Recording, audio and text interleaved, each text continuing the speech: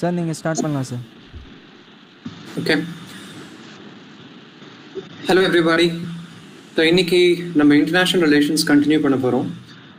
Part 2 of the topic that I started covering last week.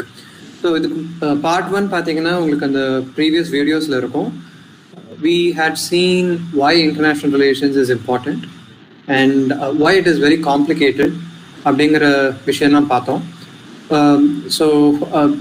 And how international relations is no longer something that only elites and ரொம்ப பெரிய ஆளுங்க அவங்க மட்டும் பேசுறது இல்லை. Everyday citizens அவங்களுக்கும் அது அஃபெக்ட் ஆகும். ஃபார் எக்ஸாம்பிள் என்ன சொல்லியிருந்தோம்னா, இப்போ பாரிஸ் கிளைமேட் சேஞ்சில் வந்து ஏதாவது ஒரு பண்ணிட்டுனா what will happen to Neyveli lignite worker, அவங்களோட வேலை வாய்ப்பு அவங்களோட வாழ்வாதாரம்லாம் என்ன ஆகும் அப்படிங்கிறது வந்து ரிலேஷன்ஸ் அந்த லிங்கிங் இருக்குது. ஸோ அதனால இன்டர்நேஷ்னல் ரிலேஷன்ஸ் அப்படிங்கிறது வந்து it is a matter of it's about people, it's about அவங்களோட வாழ்க்கை, அவங்களோட வேலை வாய்ப்பு, அவங்களோட வெல்பீயிங், இதெல்லாம் கருத்தில் கொண்டு தான் இன்டர்நேஷ்னல் ரிலேஷன்ஸ் இருக்கும். அண்ட் இதை நான் ரெண்டு வகையாக பிரிச்சிருந்தேன். ஒன்று வந்து இன்டர்நேஷ்னல் ரிலேஷன்ஸ் ஆஃப் இந்தியா அப்படின்னு பார்க்கும்போது you need to understand what India needs to do in the context of what is happening in the world. அதாவது நம்ம மட்டும் தனியாக இன்டர்நேஷ்னல் ரிலேஷன்ஸ் பற்றி படிக்கிறதுங்கிறது பிரயோஜனம் கிடையாது. உலகத்தில் என்ன நடக்குது அப்படிங்கிற ஒரு அண்டர்ஸ்டாண்டிங் இருக்கணும். We need to be rooted in reality இல்லையா? ஸோ அந்த ஒரு அண்டர்ஸ்டாண்டிங் நம்ம வச்சுக்கிட்டாதான் இன்றைய உலகத்துக்கு ஏற்ற மாதிரி நம்மளோட பாலிசிஸ் டிசைன் பண்ண முடியும். ஸோ அதனால நான் இது ரெண்டு வகையாக பிரிச்சிருந்தேன். First, understanding what is happening in the world and how, and the second part is how India can respond to that situation. And இன்னொரு விஷயம் என்ன சொல்லியிருந்தேன்னா, வந்து the focus is going to be on contemporary issues. அதாவது இன்னைக்கு தேதிக்கு என்னென்ன விஷயங்கள் முக்கியமானவை அண்ட் அதை நம்ம எப்படி கோயிங் ஃபார்வர்ட் எப்படி அதை ஹேண்டில் பண்ணலாம் அப்படின்ற சில ஐடியாஸ்.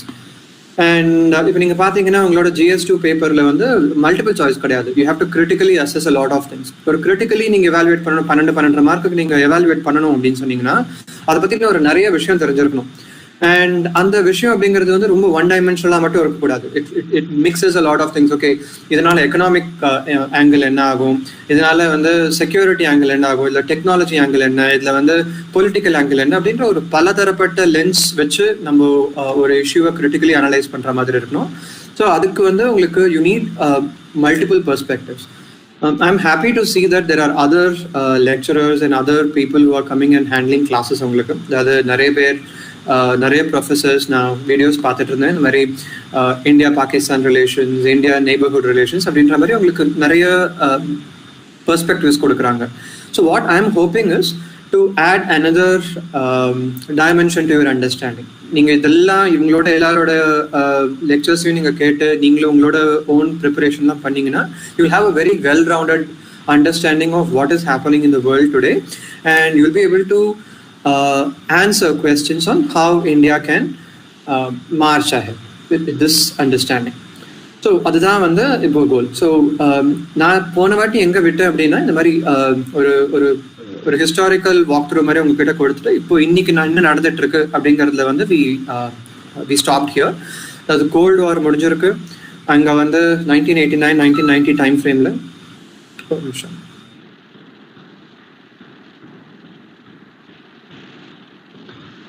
ஸோ 1980, 1990 அந்த டைம் ஃப்ரேமில் வந்து நம்ம இப்போ ஸ்டாப் பண்ணியிருக்கோம். அண்ட் இந்த சமயத்தில் வந்து so the focus is not going to be on this era, but I think முன்னாடி சொல்லிட்டு இருந்த மாதிரி இந்த என்ன நடந்திருக்குன்னு கொஞ்சம் ஒரு பேக்கப் பண்ணி பார்த்தோன்னா உங்களுக்கு வந்து இன்னைக்கு விஷயம் உங்களுக்கு புரியும். ஸோ அந்த சமயத்தில் வந்து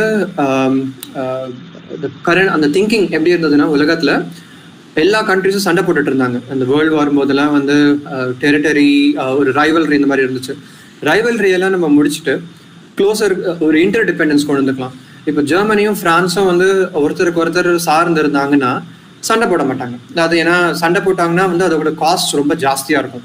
ஸோ எல்லா கண்ட்ரிஸுமே வந்து ஒரு ஃப்ரெண்ட்லியாக ஒருத்தருக்கு ஒருத்தர் ஹெல்ப் பண்ணி ஒருத்தரை சார்ந்துட்டு அந்த மாதிரி இருந்தோம்னா பிரச்சனை வராது, சண்டை வராது அப்படிங்கிறது திங்கிங்காக இருந்துச்சு. இப்போ இன்னைக்கு கூட பார்த்தீங்கன்னா நம்ம இந்தியா பாகிஸ்தான் ரிலேஷன்ஷிப்பில் வந்து one idea or one school of thought is ரெண்டு பேரும் வந்து அப்படியே எனிமியா இருந்தோம்னா வந்து அந்த ரிலேஷன்ஷிப் சுமூகமா இருக்கணும் அப்படின்னா there needs to be closer cooperation. Cricket ஆடலாம், நம்மளோட சினிமா ஸ்டார்ஸ் அங்கே போகலாம், அங்கே இருக்க சினிமா ஸ்டார்ஸ் இங்கே வரலாம், ஒரு greater people to people understanding and closer integration. So அந்த மாதிரிலாம் வந்து லாஜிக் இருக்கும். So it's actually reflection of that post war mindset. That set okay, இந்த மாதிரி சண்டையை வந்து நம்ம ஸ்டாப் பண்ணுறதுக்கான ஒரே வழி இந்த மாதிரி மோர் டிபெண்டன்ஸ் ஒரு இன்டர்டிபெண்டன்ஸ் அப்படிங்கிற ஒரு திங்கிங் இருந்துச்சு. That thinking is now under a lot of strain, and that is the current reality. அதை பற்றி என்னன்றது நம்ம இன்னும் கொஞ்சம் சப்சிக்வெண்ட் ஸ்லைட்ஸில் பார்க்கலாம், but that is the contact. And இந்த மீன் டைம் என்ன இருக்கு, the bulk of the post World War focus was on the Cold War era, USSR, USA, capitalism, communism அப்படிங்கிற மாதிரி ஒரு ஃபோக்கஸ் இருந்ததுனால சைனா கேப்ல வந்து பயங்கரமா வளர்ந்துட்டாங்க. ஸோ சைனா வளர்ந்ததுன்றதும் என்ன நினச்சிட்டு இருந்தாங்கன்னா, முதல்ல வந்து என்ன கணக்கு போட்டுட்டு இருந்தாங்கன்னா, ஓகே சைனா எப்போவுமே இவ்வளோ பெரிய கண்ட்ரி, கம்யூனிஸ்டாக இருக்குது, லாஸ்ட் கம்யூனிஸ்ட் திங், ஸோ அடுத்து வந்து சைனாவை நம்ம கொண்டு வந்துக்கலாம், அவங்களையும் மார்க்கெட்டில் கொண்டு வந்துடலாம்.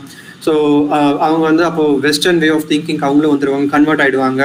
அப்போது இனிமேல் எல்லாருமே வந்து ஒரே மாதிரி திங்கிங் பண்ணிட்டு இருப்பாங்க, அதாவது ஒரு கருத்து வேறுபாடே இருக்காது அப்படின்றலாம் கணக்கு போட்டுருந்தாங்க. So if China gets integrated with the global markets, then China will start democratizing, China will start adopting and the western view of world order. The western view அப்படின்னா ரூல்ஸ் இருக்கணும், டெமோக்ரஸி இருக்கணும், ஒரு லிபரலிசம் இருக்கணும், அதாவது தனி மனித சுதந்திரம், freedom of press அப்படிங்கிற மாதிரிலாம் வந்து இப்போ just take any European country or American USA as an example, saying that okay that is the model, எல்லாரும் வந்து அந்த மாடலுக்கு ஆஸ்பயர் ஆகணும்.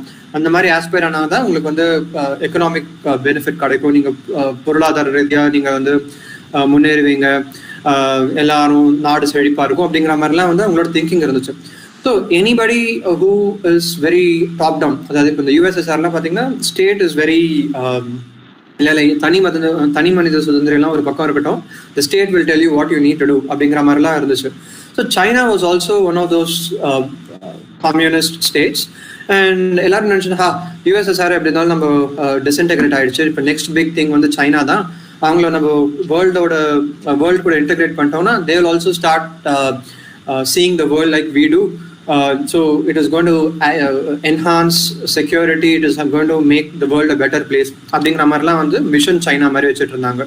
So China will become more liberal, China will become like the rest of the world அப்படிங்கிற கணக்கு வச்சு தான் early 90s வந்து 90s and 2000s வந்து ஒரு திங்கிங் இருந்துச்சு. அண்ட் சைனாவும் அந்த சமயத்தில் வந்து இந்த அளவுக்கு பவர்ஃபுல் கண்ட்ரியில் ஒரு it was just up and coming. அதாவது அவங்களோட லிபரலைசேஷன் இப்போ இந்தியாவில் வந்து 91ல லிபரலைசேஷன் ஆரம்பிச்சுன்னா China started it about 10-15 years before that. So அவங்களுக்கு ஒரு ஹெட் ஸ்டார்ட் இருந்துச்சு.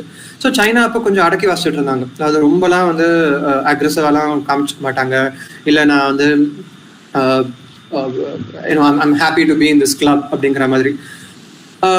Gradually that started changing and that is the context we need to have. So ஒரு மாதிரி இப்போ புலி வந்து பாயுது, முதல்ல பதுங்கிட்டு இருந்துச்சு. So that is the key message here. And இப்போ பார்த்தீங்கன்னா வந்து அதனால சப்ளை செயின் ஓவர்ஹால்ஸ், ஓகே இப்போ சைனா இந்த மாதிரி வந்து பல்ல காமிச்சிட்டு இருக்கு, that is it's starting to become very aggressive. So it's becoming concern, it's no longer benign actor. அதாவது தப்பு கணக்கு போட்டிருக்காங்க, அதாவது சைனா நம்மள மாதிரி ஆகும் அப்படின்னு பார்த்தா சைனா நம்மள மாதிரி ஐ மீன் ரெஸ்ட் ஆஃப் த வேர்ல்டு மாதிரி ஆகாமல் அவங்க தனியாக வந்து ஒரு இது ஏன் வழி தனி வழி அப்படின்ட்டு அவங்க ஒரு தனி வழி கொண்டு வந்து they are starting to attract other countries.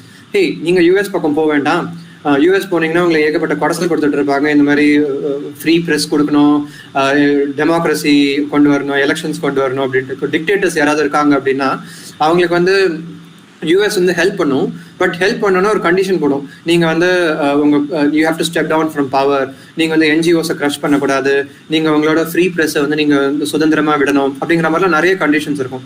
சைனாக்கு அதை பற்றிலாம் கவலையே கிடையாது. உங்களுக்கு வந்து நான் உனக்கு பணம் கொடுக்குறேன், நோ கொஸ்டின்ஸ் ஆஸ்க், இந்த கொடசெல்லாம் கிடையாது, டெமோக்ரஸி இதெல்லாம் வேணுன்றதுலாம் கிடையாது அப்படிங்கிற மாதிரி இன்னொரு ஒரு ஆல்டர்னேட் ஆப்ஷன் கொடுத்தாங்கன்னா இப்போ ரெஸ்ட் ஆஃப் த கண்ட்ரி, இப்போ நீங்கள் ஏதாவது ஒரு ஆஃப்ரிக்கன் கண்ட்ரி பாருங்க, இல்லாட்டி ஏதாவது ஒரு ஏஷியன் கண்ட்ரி ஒரு லாட்டின் அமெரிக்கன் கண்ட்ரி ஒரு even European country, some European countries for that matter, right, they have a choice. அதாவது நான் வந்து எனக்கு பணம் தேவை, எனக்கு டெவலப்மெண்ட் ஹெல்ப் வேணும், or I need some help from a super power or from a bigger power அப்படின்னா இப்போ யூஎஸ், வேர்ல்ட் பேங்க், IMF இந்த மாதிரி ட்ரெடிஷ்னல் இன்ஸ்டிடியூஷன்ஸ்க்கு போனோன்னா it will come with conditions. நீ இதை பண்ணாதான் நான் அதை கொடுப்பேன், இது செஞ்சாதான் அதை பண்ணுவேன் அப்படிங்கிற மாதிரிலாம் கண்டிஷன்ஸ் இருக்கும். On the other hand you have another person who is saying, well, I'm willing to help you, no conditions asked. நீ எதுவுமே பண்ண வேண்டாம். உருவெடுத்து இப்போ நமக்கு அகெயின்ஸ்டாவே ஒரு வேர்ல்ட் ஒரு எந்த டைரக்ஷன்ல போனா நல்லதுன்னு சில பேர் நினைச்சிட்டு இருக்காங்க, அதுக்கு ஆப்போசிட் டைரக்ஷன்ல கொண்டு போறாங்க. So there is tension. So அது வந்து it's an important context to keep in mind. And 9/11 September 2001 எல்லாருக்கும் தெரியும், ட்வின் டவர்ஸ் நியூயார்க்ல வந்து தகர்த்தாங்க. அண்ட் சில terrorist from Middle East, al qaeda and people who are related to those terrorist organizations, அதனால நிறைய வார்ஸ் வந்துச்சு. அந்த வார்ஸ்னால அமெரிக்காவுக்கு நிறைய முதல்ல ஒரு நேஷனலிசம், அதாவது ஆமா இது வந்து இட்ஸ் அட்டாக் ஆன் அமெரிக்கா, நம்ம இது கண்டிப்பா நம்ம வந்து இதை ஃபைட் பண்ணியே தீரணும் அப்படின்ட்டு ஒரு ரொம்ப நேஷனலிசம் ரொம்ப ஜாஸ்தியா இருந்து. பட் அதுக்கப்புறம் அதோட காஸ்ட் பயங்கர ஜாஸ்தியா போயிட்டு இருந்துச்சு. நிறைய பேர் உயிரிழக்க நேரிட்டது, நிறைய காசு செலவாச்சு. அண்ட் இப்போ வந்து ஒரு ஃபெட்டிக் இருக்கு அமெரிக்கால, எண்ட்லெஸ் வார்ஸ் அப்படின்னுவாங்க. அதாவது இந்த வார்ஸ் எல்லாம் எண்ட் ஆகவே ஆகாதா, எப்ப பார்த்தாலும் வந்து நம்ம இதை இந்தியா அமெரிக்கா யாரு கூட சண்டை போட்டுக்கிட்டே இருக்கணுமா, ஃபாரின் கண்ட்ரீஸ்க்கு போய் நம்ம ப்ரொடெக்ட் பண்ணிட்டே இருக்கணுமா, நமக்கு என்ன லாபம் அப்படிங்கிற மாதிரிலாம் நிறைய கொஸ்டின்ஸ் வந்துட்டு இருக்கு. அண்ட் இப்போ அமெரிக்கா வந்து ஈராக்குக்கு போச்சு, ஆப்கானிஸ்தானுக்கு போச்சு, போய் கொஞ்ச நேரத்துல அடிச்சு நொறுக்கிட்டாங்க யார் அங்க இருந்தாங்களோ. தாலிபானை தூக்கிட்டாங்க, சதாம் ஹுசேனை தூக்கிட்டாங்க, அதெல்லாம் பண்ணிட்டாங்க. அந்த வேலையை நல்லா பண்றாங்க. தூக்கினதுக்கு அப்புறம் அதை எப்படி சரி கட்டுறது அப்படிங்கிறது அவங்களுக்கு தெரியல. அதாவது ஒரு புல் இன் சைனா ஷாப் அப்படின்னுவாங்க. அதாவது ஒரு போர்சிலின் கடையில வந்து ஒரு காலமாட்டை நீங்க உள்ள விட்டீங்கன்னா டக்கு டக்கு டக்குன்னு எல்லாத்தையும் உடச்சிடும். ஆனா அதுக்கப்புறம் வந்து அதை எப்படி சரி கட்டுறது, that is once the bad actor, அதாவது இப்போ யார் வந்து கெட்டவங்க அப்படின்னு அமெரிக்கா நினைச்சு உலக பீஸ் அண்ட் ப்ராஸ்பெரிட்டிக்கு வந்து ஒரு தடங்கலா இருக்காங்க, அதுக்கு ஒரு இடைஞ்சலா இருக்காங்க அப்படின்னு நினைக்கிறாங்களோ அவங்க தூக்கிடுறாங்க ஈஸியா. அதுக்கப்புறம் அந்த லோக்கலா இருக்கிற இந்த ட்ரைபல் இஷ்யூஸ் ஆர் அந்த லோக்கல் இப்போ 2 குரூப்ஸ் வந்து அடிச்சுக்குது அப்படின்னு சொன்னா அந்த அதை எப்படி சரி கட்டுறது அப்படிங்கிறதுல வந்து அவங்களுக்கு வந்து அந்த they are struggling or they have failed so far. அதாவது யூஎஸ் அவங்க எப்போ பார்த்தாலும் இருக்க முடியாது, இப்போ இருந்தோன்னா வந்து அவங்களுக்கு செலவாகும் and that is not there job. அவங்க சரி கட்டாம நிலைமையை சரி செய்யாம நம்ம அவங்க பாட்டு எஸ்கேப் பண்ணாங்கன்னா திருப்பியும் யார் நம்ம அடிச்சு துரத்தினோமோ அவங்க திருப்பி வந்துட போறாங்க. அதாவது அல் qaeda-வா இருக்கட்டும், ஐசிஸா இருக்கட்டும், இல்லாட்டி சண்டை போடுற அதாவது அங்க இருக்கிற ஒரு பேட் ஆக்டர்ஸா இருக்கட்டும், அவங்க வந்துட போறாங்க. ஸோ இருக்கிறதா கிளம்புறதா என்ன பண்றது அப்படிங்கிற ரொம்ப ஒரு டயலமால அங்க இருக்காங்க. இன்னும் கூட அமெரிக்கால அது வந்து ஒரு பெரிய இஷ்யூ. பொலிட்டிக்கலி இது வந்து ரொம்ப ப்ராப்ளமேட்டிக். அங்கேருந்து அவங்க கிளம்பிட்டாங்கன்னா மறுபடியும் அமெரிக்காவுக்கு ஒரு ரிஸ்க் வரும். ஏன்னா அங்க இருக்கிற ஆக்டர்ஸ்லாம் வந்து மறுபடியும் அமெரிக்காவுக்கு எதிராக சதித்திட்டம் தீட்டுவாங்க. அங்கேயே இருந்தாங்கன்னா கார் பாம்பு வச்சு வெடிக்கிறது, அமெரிக்கா மேல ராக்கெட் அடிக்கிறது, இந்த மாதிரி வந்து ஏகப்பட்ட குடசல் கொடுத்துட்டு இருக்காங்க. ஸோ இருந்தாலும் பிரச்சனை, கிளம்பினாலும் பிரச்சனை, இருந்தா செலவாகுது, நிறைய அமெரிக்கன்ஸ் உயிரிழக்கிறாங்க. அமெரிக்கன்ஸ் மட்டும் இல்லை, வெஸ்டர்ன் அலையன்ஸ் நேட்டோல இருந்தும் நிறைய பேர் இருக்காங்க, கெனடியன் ட்ரூப்ஸ் இருக்காங்க, ஆஸ்திரேலியன் ட்ரூப்ஸ் இருக்காங்க, நிறைய யூரோப்பியன் ட்ரூப்ஸ் இருக்காங்க. அதனால இது வந்து ஒரு கோலேஷன். அந்த கோலேஷன் அவங்க இருக்கிறதா கிளம்புறதா அப்படின்ட்டு வந்து ஒரு சுச்சுவேஷன் இருக்கு. அண்ட் ஸோ இது வந்து it has lot of implications for security. அதாவது வந்து உள்ள வந்து மாட்டிக்கிட்டாங்க, அங்கிருந்து எப்படி அதை விடுபடுறது, இன்னும் பிரச்சனையை இன்னும் மோசமாக்காம எப்படி வெளியே கிளம்புறது அப்படிங்கிறது இட்ஸ் பெரிய thing. It's a big issue and there is no clear answers right now. And 20 வருஷம் ஆச்சு ட்வின் டவர்ஸ் தகர்த்து. அண்ட் இவங்க வார் ஆரம்பிச்சு கிட்டத்தட்ட 20 வருஷம் ஆக போகுது. அண்ட் இன்னமும் இது வந்து நடந்துட்டு தான் இருக்கு. ஓகே. அண்ட் இதுக்கு நடுவில் ட்வின் டவர்ஸ் ஒரு 8-10 வருஷத்துக்குள்ள வந்து இந்த 2008 ஃபைனான்ஷியல் கிராஷ் நடந்துச்சு. ஸோ அதனால என்ன ஆச்சுன்னா உள்ளுக்குள்ள இருக்கிற இன்னும் நிறைய பிரச்சனை வந்துச்சு. நிறைய பேருக்கு வேலை வாய்ப்பு எழுந்தாங்க. அண்ட் டிப்ரெஷன்லாம் வந்து இன்னும் அது ஒரு பக்கம் எக்கனாமிக் காஸ்ட் ஜாஸ்தி ஆகிட்டு இருந்துச்சு, இன்னொரு பக்கம் செக்யூரிட்டி கன்சர்ன்ஸ் ஜாஸ்தி ஆகிட்டு இருந்துச்சு. அண்ட் அமெரிக்காவில் எது நடந்தாலும் அது வந்து இன்னும் அவங்களுக்கு if they catch a cold வேற யாராவது வந்து தும்பல் தும்புவாங்க. ஸோ அந்த மாதிரி தான். ஏன்னா because America is such a important player in the world, anything that affects America and whatever America does has ramifications across the world. அதாவது இப்போ அமெரிக்காவுக்கு ஒரு செக்யூரிட்டி ப்ராப்ளம் வந்துச்சு, ட்வின் டவர்ஸ் தகர்த்தது வந்து அமெரிக்கா நியூயார்க்ல பண்ணாங்க. ஆனா அதுக்கான எதிரொலி வந்து நீங்க ஆப்கானிஸ்தான்ல இருக்கு, பாகிஸ்தான்ல இருக்கு, ஏன் இந்தியாவில கூட இருக்கு உங்களுக்கு.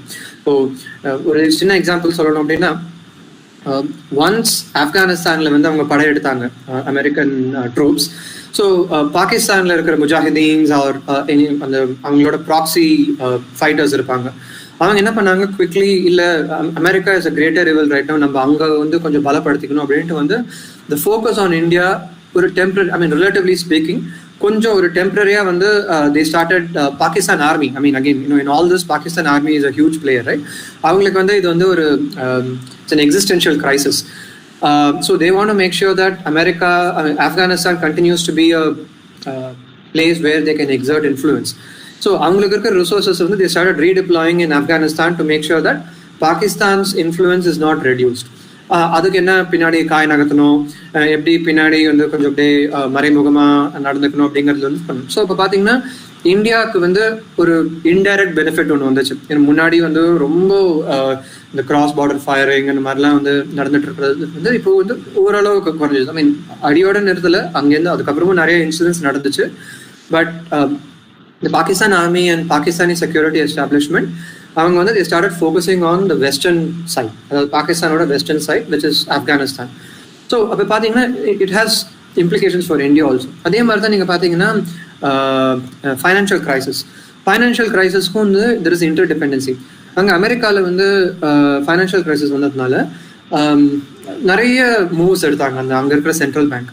அந்த சென்ட்ரல் பேங்க் மூவ்ஸ் எடுத்ததுனால வந்து உங்களுக்கு அந்த நடவடிக்கைனால உங்களுக்கு அக்ராஸ் த வேர்ல்டு நிறைய அதுக்கான ராமிஃபிகேஷன்ஸ் இருந்துச்சு. ஸோ ஒரு சின்ன எக்ஸாம்பிள் பார்த்தீங்கன்னா, அங்கே இருக்கிற எக்கானமியை பூஸ்ட் பண்ணுறதுக்கோசரம் என்ன பண்ணாங்கன்னா, அங்கே இருக்கிற சென்ட்ரல் பேங்க் ஃபெடரல் ரிசர்வ் அப்படின்வாங்க, அந்த ஃபெடரல் ரிசர்வ் வந்து ரொம்ப அல்ட்ரா லோ இன்ட்ரெஸ்ட் ரேட்ஸ் அப்படி வச்சுட்டு இருந்தாங்க. அதாவது லிட்ரலி ஃப்ரீ மணி, நான் பாட்டுக்கு வந்து பணம் அடிச்சுட்டே இருப்பேன், நோட் அடிச்சுட்டே இருப்பேன், நான் சப்ளை பண்ணிகிட்டே இருப்பேன், எல்லாரும் பாரோ பண்ணுங்க, எல்லாரும் பணத்தை எடுத்துக்கோங்க, I want to inject cash in the economy so that அப்படியே I want to prime the economy, prime the pump அப்படின்வாங்க. அதாவது பணம் தட்டுப்பாடுனால தானே வந்து நமக்கு எக்கனாமிக் ஆக்டிவிட்டி இல்லாமல் இருக்கு. தாங்க எல்லாருக்குமே அல்ட்ரா லோ இன்ட்ரெஸ்ட் ரேட்ஸ், நீங்கள் யார் வேணாலும் தாராளமாக பாரோ பண்ணிக்கலாம். கம்பெனிஸ் நீங்கள் வந்து பாரோ பண்ணிக்கோங்க, இன்வெஸ்ட் பண்ணுங்க, புதுசாக பிளான் கட்டுங்க, ஃபேக்ட்ரிஸ் கட்டுங்க, என்ன வேணாலும் பண்ணுங்க, பணம் பிரச்சனை கிடையாது, நான் உங்களுக்கு பணம் கொடுக்குறேன் அப்படின்ற மாதிரி ஒரு ரொம்ப liberal ultra unorthodox monetary policy அப்படின்வாங்க. அது ரொம்ப விசித்திரமான ஒரு விஷயம். அதாவது ரொம்ப லோ, நீங்கள் பேங்க்ல பணம் வச்சிங்கன்னா உங்களுக்கு பிரயோஜனமே கிடையாது, ஜீரோ இன்ட்ரெஸ்ட் ரேட், சில சமயம் நெகட்டிவ் இன்ட்ரெஸ்ட் ரேட் கூட கிடைக்கும். ஸோ மக்களுக்கு வந்து பணத்தை வந்து பூட்டி வைக்கிறதுல வந்து இன்சென்டிவே கிடையாது, செலவழிச்சே தீரணும். செலவழிச்சாதான் வந்து உங்களுக்கு பெனிஃபிட், உள்ளே வச்சுட்டு இருந்தீங்கன்னா உங்களுக்கு பெனிஃபிட் கிடையாது. அப்படின்ற நிலைமையில என்ன ஆச்சுன்னா, அங்கே இருக்கிற பணம் எல்லாம் வந்து எமர்ஜிங் மார்க்கெட்டுக்கு ஃப்ளோ ஆக ஆரம்பிச்சுது. ஸோ அந்த டைம்ல பார்த்தீங்கன்னா 2010, 2015 அந்த டைம்லலாம் வந்து இந்தியன் ஸ்டாக் மார்க்கெட்லாம் அப்படியே பூமிங்காக இருக்கும். அதாவது அங்கேருந்து நிறைய பேர் வந்து ஃபாரின் இன்வெஸ்டர்ஸ்லாம் வந்து ஸ்டாக் வாங்குவாங்க, அப்படியே கொடி கட்டி பறந்துட்டுருச்சு நம்ம ஸ்டாக் மார்க்கெட். ஸோ ஒரு 4-5 வருஷம் கழிச்சு அப்புறம் என்ன பண்ணாங்கன்னா, யூஎஸ் கொஞ்சம் நல்லா டெவலப் ஆக அந்த that policy of the US federal reserve worked. என்ன பண்ணாங்க, இப்போ ஸ்லோலி எக்கனாமிக் ஆக்டிவிட்டி கெயின் ஆக ஆரம்பிச்சது, நிறைய பேருக்கு வேலை வாய்ப்பு திருப்பியும் கிடைச்சது, ஜிடிபி க்ரோ ஆக ஆரம்பிச்சது. So lot of indicators starting to show signs of improvements. அது பண்ணதுக்கு அப்புறம் என்ன பண்ணாங்கன்னா வந்து யூஎஸ் வந்து சரி நான் பழையபடி போறேன்ப்பா, இந்த மாதிரி இதோட எமர்ஜென்சிக்கோசரம் நான் இந்த மாதிரி ரொம்ப அன்ஆர்த்தடாக்ஸா நிறைய நான் கன்வென்ஷனல் ஒரு அன்கன்வென்ஷனல் பாலிசிஸ்லாம் கொண்டு வந்தேன். இப்போ மறுபடியும் நான் வந்து பழையபடிக்கே போறேன் அப்படின்னா இன்ட்ரெஸ்ட் ரேட்ஸ் கொஞ்சம் ஜாஸ்தி ஆகும். இன்ட்ரெஸ்ட் ரேட்ஸ் கொஞ்சம் ஜாஸ்தி ஆச்சு அப்படின்னு சொன்னோன்னா, அதாவது எப்படி சொல்றது, இட் இஸ் இப்போ அமெரிக்காவில் நீங்கள் அமெரிக்கன் கவர்மெண்ட் அப்படிங்கிறது வந்து இருக்கிறதுலே சேஃபஸ்ட் இன்வெஸ்ட்மெண்ட். இப்போ குளோபலி பார்த்தீங்கன்னா ஒரு 1 or 2% உங்களுக்கு ரியல் ரிட்டர்ன்ஸ் கிடைச்சாலே உங்களுக்கு வந்து பெரிய விஷயம். இப்போ யூஎஸ்ல வந்து நான் 0% கொடுக்குறேன் அப்படின்னா பிரயோஜனமே கிடையாது. அதனால என்ன பண்ணாங்கன்னா ரிஸ்கி அசெட்ஸ்க்கு போச்சு. அது எமர்ஜிங் மார்க்கெட்ல யூஎஸ் கம்பேர் பண்ணும்போது அந்த அளவுக்கு சேஃப் கிடையாது. ஆனால் இப்போ இந்தியா மாதிரி, சைனா மாதிரி, இந்தோனேஷியா மாதிரி அந்த மாதிரி இடத்துல நீங்கள் போனீங்கன்னா அட்லீஸ்ட் எக்கனாமிக் க்ரோத் இருக்குது அப்படிங்கிறதுனால வந்து பணம் அங்கே போச்சு. இப்போ மறுபடியும் யூஎஸ் வந்து ஒரு 5-6 வருஷத்துக்கு அப்புறம் எக்கனாமிலாம் எங்களுக்கு நல்லா மறுபடியும் பழையபடி ஆயிடுச்சு, நல்லா ஸ்ட்ராங் ஆகிட்டோம், நான் வந்து இன்ட்ரெஸ்ட் ரேட்டை ஜாஸ்தி பண்ண போகிறேன் அப்படின்னா மறுபடியும் எமர்ஜிங் மார்க்கெட்லேருந்து பணம் எல்லாம் வந்து யூஎஸ்க்கு ஃப்ளோ ஆக ஆரம்பிச்சிது. அதனால நிறைய நெருக்கடி எமர்ஜிங் மார்க்கெட்ஸ்க்கு. அதுக்கு வந்து அவங்க காசு வச்சுன்னு கத்த ஆரம்பிச்சுட்டு இருந்தாங்க. என்னது உங்களுக்கு வேணும்னா நீங்க பணத்தை இங்க டம்ப் பண்ணுவீங்க, வேண்டாம்னா நீங்க வந்து தூக்கிட்டு போவீங்க, இப்ப எங்க நிலைமை என்ன ஆகுது அப்படிங்கிற மாதிரி ஒரு ஒரு ஒரு கன்ஃபியூஷன். அண்ட் யூஎஸ் என்ன சொல்லுவாங்கன்னா, ஐ மீன் நான் வந்து எனக்கு ஏற்ற மாதிரி தான் நான் மானிட்டரி பாலிசி செட் பண்ண முடியும், உன் கண்ட்ரில என்ன நடக்குதுன்னு அதுக்கேற்ற மாதிரி நான் பண்ண முடியும் அப்படின்ற மாதிரி அவங்க கேட்டுட்டு இருப்பாங்க. ஸோ இப்போ பார்த்தீங்கன்னா லிட்ரலி ஃபெடரல் ரிசர்வ் அப்படிங்கிறது வந்து இட்ஸ் ஒரு குளோபல் பேங்க் மாதிரி தான். அதாவது although they have a mandate to take actions in the best interest of the US government, அவங்க என்ன பண்றாங்களோ that has implications far beyond the US. and ஏதாவது ஒரு கிரைசிஸ் வந்துச்சுன்னா நம்மளால வந்து எப்படி அவங்க நடந்துக்க போறாங்கன்னு ப்ரெடிக்ட் பண்ண முடியாது. அண்ட் அந்த கிரைசிஸ்னால அவங்க பண்ற மூவ்ஸ் வந்து it will not be with the global well-being in mind, or it is unlikely to be. ஏன்னா பேச்சுக்கு வேணா சொல்லுவாங்க, oh we realise our responsibility, நாங்கள் வந்து இந்த மாதிரி, but they have no obligation whatsoever for the rest of the world. They have all the obligations. இப்போ பார்த்தீங்கன்னா இந்த கொரோனா வைரஸ் டைம்லையும் இதே மாதிரி தான் நடந்துட்டு இருக்கு. சம் அடியும் அங்கே இருக்கு யூஎஸ் எக்கானமி, யூரோப்பியன் எக்கானமிஸும் இதே மாதிரி தான் இருக்கு. ஸோ இதனால வந்து நிறைய பிரச்சனை வந்துட்டு இருக்கு. அண்ட் இதுக்கு வந்து whatever move the European central பேங்காக இருக்கட்டும், இல்லாட்டி ஃபெடரல் ரிசர்வாக இருக்கட்டும், any move that they make, it is going to have implications across the world, and we have to be aware of this. அதாவது இந்த 2008-2009ல நமக்கு என்ன பாடம் நடந்துச்சோ, என்ன நடந்துச்சோ அதுல இருந்து we should have drawn the lessons, and right now we have to be prepared for whatever actions that Western countries take and some of those big institutions take. So that is an important background or context to have. So இதனால என்ன, so because of the deteriorating security situation and economic situation, இதனால வந்து நிறைய பிரச்சனை வந்துட்டு இருக்கு. அதாவது middle ஈஸ்ட்ல பாத்தீங்கன்னா, மிடில் ஈஸ்ட் அண்ட் நார்த் ஆப்பிரிக்கால பாத்தீங்கன்னா நிறைய டெரரிஸ்ட் ஆர்கனைசேஷன்ஸ் அப்படியே பயங்கரமா ப்ரொலிஃபரேட் ஆயிருக்காங்க. தட் இஸ் நல்லா வளர்ந்து வராங்க. இப்போ கூட போன வாரத்தில் பாத்தீங்கன்னா நைஜீரியால ஸ்கூல் சில்ட்ரன்லாம் கிட்னாப் பண்ணியிருக்காங்க. சோமாலியாவில் வந்து பைரேட் ட்ரபிள் இருக்கு. அண்ட் நார்த் ஆஃப்ரிக்கா ஃபுல்லாக பார்த்தீங்கன்னா வந்து இதே மாதிரி இஸ்லாமிக் ஸ்டேட்டாக இருக்கட்டும், இல்லாட்டி மிலிட்டன்ஸாக இருக்கட்டும், டெரரிஸ்டாக இருக்கட்டும், என்ன அதாவது they are seeing an opportunity to take. இப்போ வந்து this is a breeding ground. அதாவது உங்களுக்கு ஒரு எக்கனாமிக் க்ரோத் இல்லை அப்படின்னு சொன்னீங்கன்னா, த conventional wisdom is there will be other people. இப்போ வந்து ஒரு எனக்கு வேலை வாய்ப்பு எனக்கு கிடையாது. இப்போ வந்து இந்த ஏரியாலலாம் பார்த்தீங்கன்னா நிறைய யங்ஸ்டர்ஸ் இருப்பாங்க. அதாவது ஒரு 15லேருந்து 20-25 வயசுக்குள்ள இருக்கிற men mostly, and even women for some in a lot of cases. அவங்களுக்கு வந்து கரப்ஷன் இருக்கும் கண்ட்ரியில், பைசாக்கு பிரயோஜனம் இருக்காது, கவர்மெண்ட் வேலை வாய்ப்பு இருக்காது. இவங்களெல்லாம் என்ன பண்ணுவாங்க அப்படின்னா வந்து ஒரு டெரரிஸ்ட் ஆர்கனைசேஷன் வந்து, நான் உனக்கு பணம் கொடுக்குறேன், உனக்கு பவர் கொடுக்குறேன், நீ வந்து இந்த ஏரியாவுக்கு நீ தான் தாதா, உனக்கு நான் துப்பாக்கி கொடுக்குறேன், நீ சொன்னதான் சட்டம் அப்படின்ற மாதிரிலாம் கொடுத்தாங்கன்னா, it kind of gives them an incentive to kind of say, இப்போ நான் என்ன நல்லவனா இருந்தால் என்ன பிரயோஜனம், என் கவர்மெண்ட்னால எனக்கு எந்த பிரயோஜனமும் கிடையாது. இவங்க வந்து என்ன பண்ணுவாங்கன்னா ஒரு ரிலிஜனையும் கொண்டு வருவாங்க. நீ பண்றது வந்து கடவுளோட வேலையை நீ பண்ற, நீ இதுதான் வந்து ஒரு நல்ல ஒரு ரிலிஜனுக்கு நீ செய்யற சேவை, கடவுளுக்கு நீ வந்து செய்யற நல்ல வழி, இதை நீ பண்ணினா நேரா சொர்க்கத்துக்கு தான் போவ அப்படிங்கிற மாதிரி ஒரு ரிலிஜியஸ் பிரெயின் வாஷ், ஒரு இன்டாக்ட்ரினேஷன் அப்படின்னுவாங்க. ஸோ ஒரு ரிலிஜியஸ் ஆங்கிள் இது பண்ணுவாங்க. அப்போ அதே மாதிரி ஒரு எக்கனாமிக் ஆங்கிளையும் கொடுப்பாங்க. உனக்கு என்ன இது மாதிரி கொடுத்தா உனக்கு பணம் கிடைக்குது, உனக்கு என்ன கசக்குதா அப்படிங்கிற மாதிரி.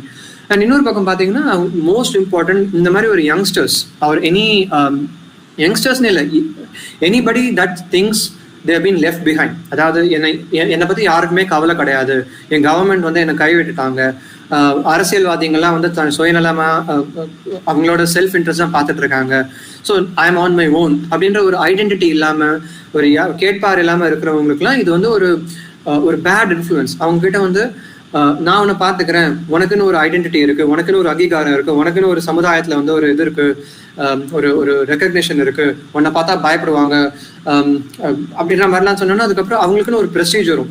ஸோ ஒரு காம்பினேஷன் ஆஃப் ஒரு identity politics, politics of politics of religion, economic incentives, cultural identity, இது மாதிரி ஒரு காம்ப்ளெக்ஸ் மிக்ஸ் ஆஃப் ஃபேக்டர்ஸ்னால they are able to recruit more and more. ஒரு 2017-2018 டைம்லாம் நீங்க பாத்தீங்கன்னா இஸ்லாமிக் ஸ்டேட் அப்படிங்கிறது வந்து they were controlling vast territories. Iraq, Syria, even north Africa, அந்த ஒரு பெரிய ரீஜன்ல வந்து அந்த அளவுக்கு வந்து ஃபாஸ்டா ஸ்ப்ரெட் ஆனதுக்கு வந்து இந்த ஒரு appeal. They were even able to recruit fighters from across the world. இந்தியால இருந்து போயிருந்தாங்க, யூஎஸ்ல இருந்து போயிருந்தாங்க, யூரோப்பியன் கண்ட்ரீஸ்ல இருந்து போயிருந்தாங்க. So they were using propaganda, social media, technology அப்படின்னா ஒரு மேசிவ் ஆப்ரேஷன் வச்சுட்டு இருந்தாங்க.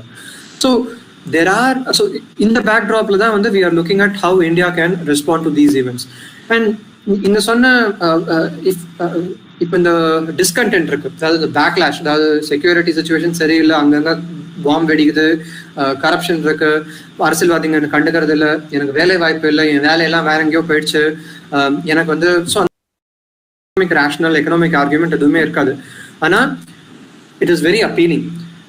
ஒரு நினைச்சு பாருங்க, ஒரு ஃபேக்டரியில காலேஜ் படிக்காதவங்க ஒருத்தங்க வந்து ஒரு வேலையை விட்டுட்டு அவங்களோட வேலை வந்து வியட்நாமுக்கோ இல்லாட்டி ஏதோ ஒரு ஏஷியன் கண்ட்ரிக்கோ போயிருக்கு, அவங்களோட factory job.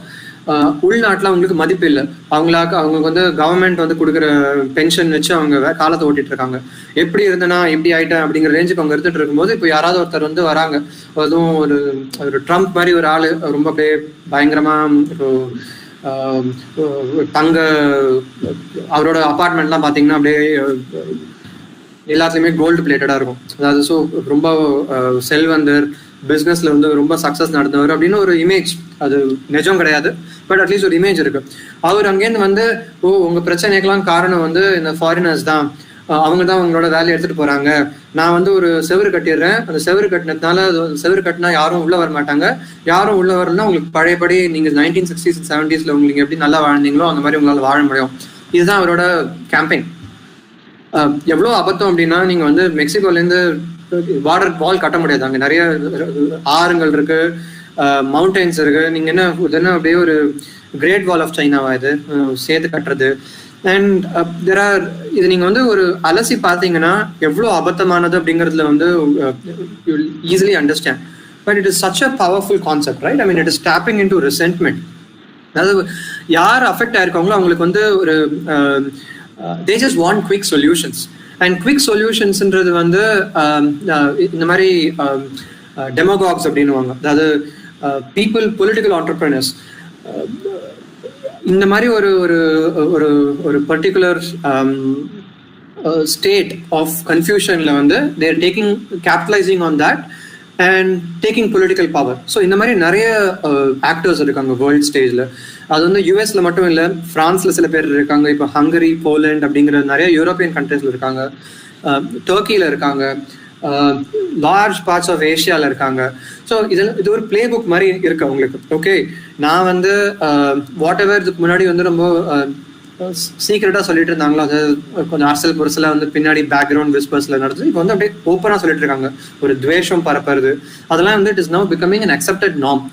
And this is the context in which India has to operate, right? So இப்போ நான் என்ன பண்ண போறேன்னா, குயிக்கா வந்து I'm going to take you on a global scan. அதாவது I don't want to spend a lot of time in this. சும்மா ஒரு குயிக்கா ஒரு 10 minutes 15 minutes வச்சுட்டு I want to spend the remaining the second half of this thing in terms of what all of this means to India அப்படிங்கிறதுல வந்து I want to focus on this. இப்போ பார்த்தீங்கன்னா contemporary issues across the globe நான் 3 ரீஜனாக பிரிச்சிருக்கேன். Americas, அதாவது North America, Central America and South America, அந்த ரீஜனில் வந்து என்னென்ன இஷ்யூஸ், அதுக்கப்புறம் EMEA, Europe, Middle East and Africa, and then Asia Pacific. So இந்த 3 regions. Again, just think of this as a high level view. It is not about any great detail.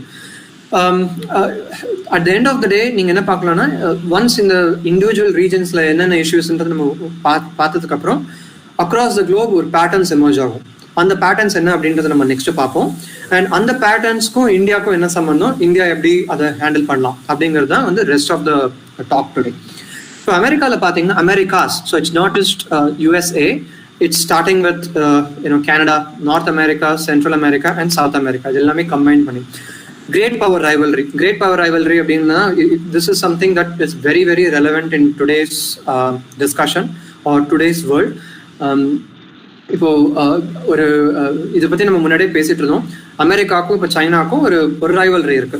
அந்த ரைவல்ரிக்கான அதை பத்தி நம்ம போன வாரமே கொஞ்சம் பார்த்தோம். But that is going to be a continuing pattern. I will also cover this in subsequent slides. But this is first and foremost. relationship between China and America are getting increasingly tense. ஒரு cooperation அப்படிங்கிற ஒரு ஸ்டேட்டை மீறி இப்போ வந்து ஒரு active competition இருக்கு. இது வந்து ஒரு நெகட்டிவ் எஃபெக்ட் வரப்போதா இல்லாட்டி இது ஒரு பாசிட்டிவ் எஃபெக்ட் வரப்போதா, இதனால வந்து மற்றவங்க கிராஸ் ஃபயர்ல மாட்டிக்கிட்டு முழிக்க போறாங்களா இல்லாட்டி வந்து இதை வந்து ஒரு பிரில்லியண்டா பிளே பண்ணி அதனால நம்ம ஆதாயம் அடைய போறோமா, இதெல்லாம் தான் வந்து மற்றவங்களுக்கான ஒரு calculation. And that is a big question. அதாவது இது ஒரு எப்படி நடந்துக்க போறோம் அப்படிங்கிறது. நான் முன்னாடியே சொன்ன மாதிரி அமெரிக்காவில் பார்த்தீங்கன்னா யூஎஸை பொறுத்த வரைக்கும் உங்களுக்கு வந்து நேஷனலிசம் ரொம்ப ஜாஸ்தியாக இருக்கு. அமெரிக்கா தான் வேணும், இப்போ நம்ம ரொம்ப உலகத்துக்கோசரம் ரொம்ப நிறைய பண்ணிட்டோம், நம்மளோட ஆளுங்களை கொண்டு போய் ஆப்கானிஸ்தான்லையும் ஈராக்லையும் ஃபைட் பண்ண வச்சு நமக்கு என்ன பிரயோஜனம், நம்ம வந்து ட்ரேட் டீல்ஸ்லாம் சைன் பண்ணி நமக்கு என்ன பிரயோஜனம், நம்மளை வந்து தலையில மிளகா அரைக்கிறாங்க, நம்ம மறுபடியும் அமெரிக்கா ஃபர்ஸ்ட், அமெரிக்கா தான் வந்து இண்டிபெண்டா இருக்கணும், அமெரிக்கா மறுபடியும் ஸ்ட்ராங்கா இருக்கணும் அப்படிங்கிற ஒரு நேஷனலிசம். அதாவது I have to care for my self first and then அது அந்த ஒரு குளோபல் ரெஸ்பான்சிபிலிட்டிலேருந்து கொஞ்சம் பின்னாடி வாங்கி நான் வந்து என்னோட வழியை பார்த்துக்கிறேன், ஐ set my house in order அப்படிங்கிற மாதிரி ஒரு இன்வெர்ட் ஃபோக்கஸ் இருக்கு. இதனால வந்து நிறைய பிரச்சனையும் இருக்கு. ஏன்னா வந்து இப்போ பார்த்தீங்கன்னா அமெரிக்காவை பற்றின ஒரு கான்ஸ்டன்ட் கிரிட்டிசிசம் என்ன இருக்குன்னா, நீ வந்து ஒரு பெரிய குளோபல் போலீஸ்மேன் மாதிரி நடந்துக்கிற அப்படிங்கிறது தான் நிறைய கண்ட்ரிஸ் வந்து கம்ப்ளைண்ட் பண்ணிட்டு இருப்பாங்க. America is a powerful country, right? அதாவது நீ சொன்னதான் சட்டம், ஒன்னால தான் mean you are very powerful, அதாவது US dollar is very powerful, America கிட்ட நிறைய சாங்ஷன்ஸ் இருக்கு, மிலிட்ரி பவர் இருக்கு, ஸோ மைட் இஸ் ரைட் அப்படிங்கிற மாதிரிலாம் வந்து நீங்க ரொம்ப அக்ரெசிவா இருக்க, அதாவது who gave you the right to be a global police அப்படிங்கிற மாதிரி சொன்னோம். But if you think about it, it's a natural extension. இப்போ நீங்க ஒரு ஊரே எடுத்துக்கிறோங்களா, அந்த ஊர்ல வந்து ரொம்ப வந்து ஒரு பணையார் இருக்காரு இல்லாட்டி வந்து ரொம்ப ஒரு பணக்காரர் இருக்காருன்னா, அந்த பணக்காரருக்கு வந்து ஊர்ல நிறைய செல்வாக்கு இருக்கும். அதாவது அவர் நிறைய பேருக்கு ஹெல்ப் பண்ணுவாங்க, நிறைய பேர் சொல்றது அவர் இவர் சொன்னா நிறைய பேர் கேட்டுப்பாங்க. ஸோ அந்த மாதிரிலாம் இருக்கும். ஸோ அந்த பவர் அப்படிங்கிறது வந்து it's a natural function of your size and your influence, இல்லைங்களா? ஸோ இதனால வந்து அதனால ஒரு இப்போ நீங்க அதனால சில பெனிஃபிட்ஸும் இருக்கும். இப்போ யாராவது வந்து இப்போ நல்லவங்களா இருந்தாங்கன்னா, இப்போ ஊர்ல இருக்கிறவர் வந்து இப்போ நீங்க நிறைய சினிமால பார்த்துருப்பீங்க, கெட்ட பண்ணையாரும் இருப்பாங்க, நல்ல பண்ணையாரும் இருப்பாங்க. இப்போ நல்ல பண்ணையார் இருந்தாங்கன்னா வந்து அவர்னால ஒரு வீட்டுல வந்து ஒரு ஊர்ல வந்து ஒரு நல்ல ஒரு குட் ப்ராக்டிசஸ் இருக்கும். பசங்களை படிக்க வைக்கணும்னுவாங்க, இப்போ வந்து சில தப்பு காரியம்லாம் பண்ண குடிக்கக்கூடாது, அந்த மாதிரிலாம் வந்து சில ரூல்ஸ் எல்லாம் போடுவாங்க. அந்த மாதிரிலாம் வந்து நல்ல விஷயம். அதே கெட்ட பண்ணையாரா இருந்தாருன்னா வந்து வேற மாதிரி ஊருக்கு நல்லதா சில விஷயம்லாம் பண்ணிட்டு இருப்பாங்க. So, as a global policeman, America has responsibilities. It also has a lot of benefits. So, நிறைய பேர் என்ன சொல்றாங்கன்னா, who gave you the right? அதாவது நீங்க என்ன உலகத்துக்கு நீங்க தான் என்ன ஒரு ப்ரீஎமினன்ட் பொசிஷன், நீங்க சொல்றதுதான் சட்டம் அப்படின்னு உங்களுக்கு யார் வச்சாங்க அப்படின்ற மாதிரிலாம் வந்து ஒரு கேள்வி இருந்துச்சு. இப்போ வந்து அமெரிக்கா அவங்களோட இன்டர்னல் பாலிடிக்ஸ்னால சரிப்பா நான் வந்து ஊர் பத்திலாம் எனக்கு கவலை இல்லை, நான் என்னோட வழியை பார்த்துட்டு போறேன் அப்படின்னா, வேற சில பேர்லாம் ஐயோ நீ பாட்டு தம்போன்னு விட்டுட்டு போனீங்கன்னா என்ன அர்த்தம், இப்போ இதனால வந்து வேற யாராவது வந்து இப்போ சைனா மாதிரியோ ரஷ்யா மாதிரியோ வந்து ஏதாவது தப்பான விஷயம் கொண்டு வந்தாங்கன்னா இப்போ பிரச்சனை ஆகுமே, நீ எப்படி அப்படியே அம்மோன்னு விட்டுட்டு போகக்கூடாது அப்படின்னு. அமெரிக்கா உள்ள இருந்தாலும் பிரச்சனை, வெளில போனாலும் பிரச்சனை. So this is what is happening today. Right? So what should America do அப்படிங்கிறது வந்து it is America's decision. But whatever they do, it has implications for across the world. So that is something that we need to keep in mind. Okay? Now, and that's what is there in America first or America alone. So எல்லாரும் என்ன சொல்லிட்டு இருக்காங்கன்னா, Donald ட்ரம்போட policy வந்து America first, make America great again அப்படின்ற மாதிரி சொல்லிட்டு இருப்பாரு. ஸோ அதோட கிரிட்டிக்ஸ்ல என்ன பண்ணாங்கன்னா, நீ அமெரிக்கா ஃபர்ஸ்ட்னு சொல்லிட்டு இருக்க, பட் ஆக்சுவலி பார்த்தீங்கன்னா அமெரிக்கா அலோன் தான், அது அமெரிக்கா கூட யாருமே ஒத்துழைக்க மாட்டாங்க. And in a way that is also true. Canada கூட சண்டை, ஜெர்மனி கூட சண்டை, பிரிட்டன் கூட கொஞ்சம் தகராறு. அதாவது ஹிஸ்டாரிக்கலா அமெரிக்காவுக்கும் எந்தெந்த கண்ட்ரீஸுக்குலாம் வந்து ஒரு ஒரு ஹெல்த்தி ஃப்ரெண்ட்லி ரிலேஷன்ஷிப் இருந்தோ அங்கெல்லாம் இப்போ பகை. யார் கூடலாம் வந்து நமக்கு அமெரிக்காவுக்கு ஹிஸ்டாரிக்கலா வந்து ஒரு பெரிய ரிலேஷன்ஷிப் இல்லை, ரொம்ப டிஃபிகல்ட் ரிலேஷன்ஷிப் இருந்தோ அவங்க கிட்ட மேலே போய் விழருது. நார்த் கொரியா கிட்ட போய் நான் வந்து மீட்டிங் பண்றேன்னு வந்து கேட்க வேண்டியது, ரஷ்யா கூட ஒரு எப்படி சொல்ல, inexplicable friendliness towards Russia அப்படிதான் சொல்ல முடியும். It doesn't make any sense in terms of why America or Trump specifically is so differential. அதாவது புட்டினுக்கு எல்லார பத்தியும் கச்சா மச்சான்னு பேசுவாரு, ட்விட்டர்ல தாக்குவாரு. புட்டின் பத்தி மட்டும் ஒரு வார்த்தை வராது. Why? We don't know. There are theories, but again, so என்ன சொல்லிட்டு இருக்காங்கன்னா, அமெரிக்காவோட ஸ்ட்ரென்த்தே ரிலேஷன்ஷிப் அண்ட் கோலேஷன். அதாவது எல்லாருக்கூடையும் வந்து ஒரு வேர்ல்ட்ல இருக்க எல்லா கண்ட்ரிஸ் கூடயும் வந்து ஒரு கலந்து கட்டிக்கிட்டு போறது. அமெரிக்கா சொன்னான்னா கேட்கலாம், அமெரிக்கா சொன்னா ஒரு கிரெடிபிலிட்டி இருக்கும். அமெரிக்கா வந்து ஒரு it's a net force of good அப்படிங்கிற மாதிரி அட்லீஸ்ட் ஒரு இம்ப்ரெஷன். அதுக்குன்ட்டு வந்து அமெரிக்கா பண்றதெல்லாம் கரெக்டுன்னு கிடையாது. கூட்டி கழிச்சு பாத்தீங்கன்னா okay, they are not a bad power, கொஞ்சம் நம்பலாம் அப்படிங்கிற மாதிரி ஒரு விஷயம் இருந்துச்சு. அதெல்லாம் அப்படியே தகர்க்கிற மாதிரி நிறைய விஷயம் நடந்திருக்கு. So that is another thing. Like America தனிமைப்பட்டிருக்கு அப்படின்னு சொல்லணும். உள்ளுக்குள்ளேயே அமெரிக்காவில் வந்து நிறைய விரிசல்கள் இருக்கு. அதாவது ரேஷியல் ஜஸ்டிஸ் அப்படிங்கிறது வந்து அங்கே ஆப்பிரிக்கன் அமெரிக்கன்ஸோட ட்ரீட்மெண்ட் வந்து இப்போ ஒரு பெரிய விஷயம். நிறைய போராட்டம் நடக்குது. துப்பாக்கி culture, gun culture is very common. So அங்கே என்ன ஆகும்னா, போலீஸ்காரங்க வந்து ஆப்பிரிக்கன் அமெரிக்கன்ஸை சுட்டுடுவாங்க. சுட்டுறதுக்கு அப்புறம் கேள்வி கேட்பாங்க. ஸோ இப்போ எல்லாரும் என்ன சொல்றாங்கன்னா வந்து, உங்களுக்கு வந்து ஆப்பிரிக்கன் அமெரிக்கன்ஸ் தான் கிள்ளுக்கிறையா, நீங்க பாட்டுக்கு வந்து எங்களை தான் வந்து பயங்கரமா இது பண்ணிட்டு இருக்கீங்க, இது என்ன எங்களுக்கு இன்னும் வந்து ஒரு அடிமை மாதிரி தான் நாங்கள் வாழ்ந்துட்டு இருக்கோம் இந்த கண்ட்ரியில, எங்களுக்கு எக்கனாமிக் ஆப்பர்ச்சுனிட்டி இல்லை, எங்களை வந்து சுடுறீங்க நீங்க கண்ணாமனானு. ஸோ அந்த மாதிரிலாம் வந்து நிறைய கொஸ்டின்ஸ் இருக்கு.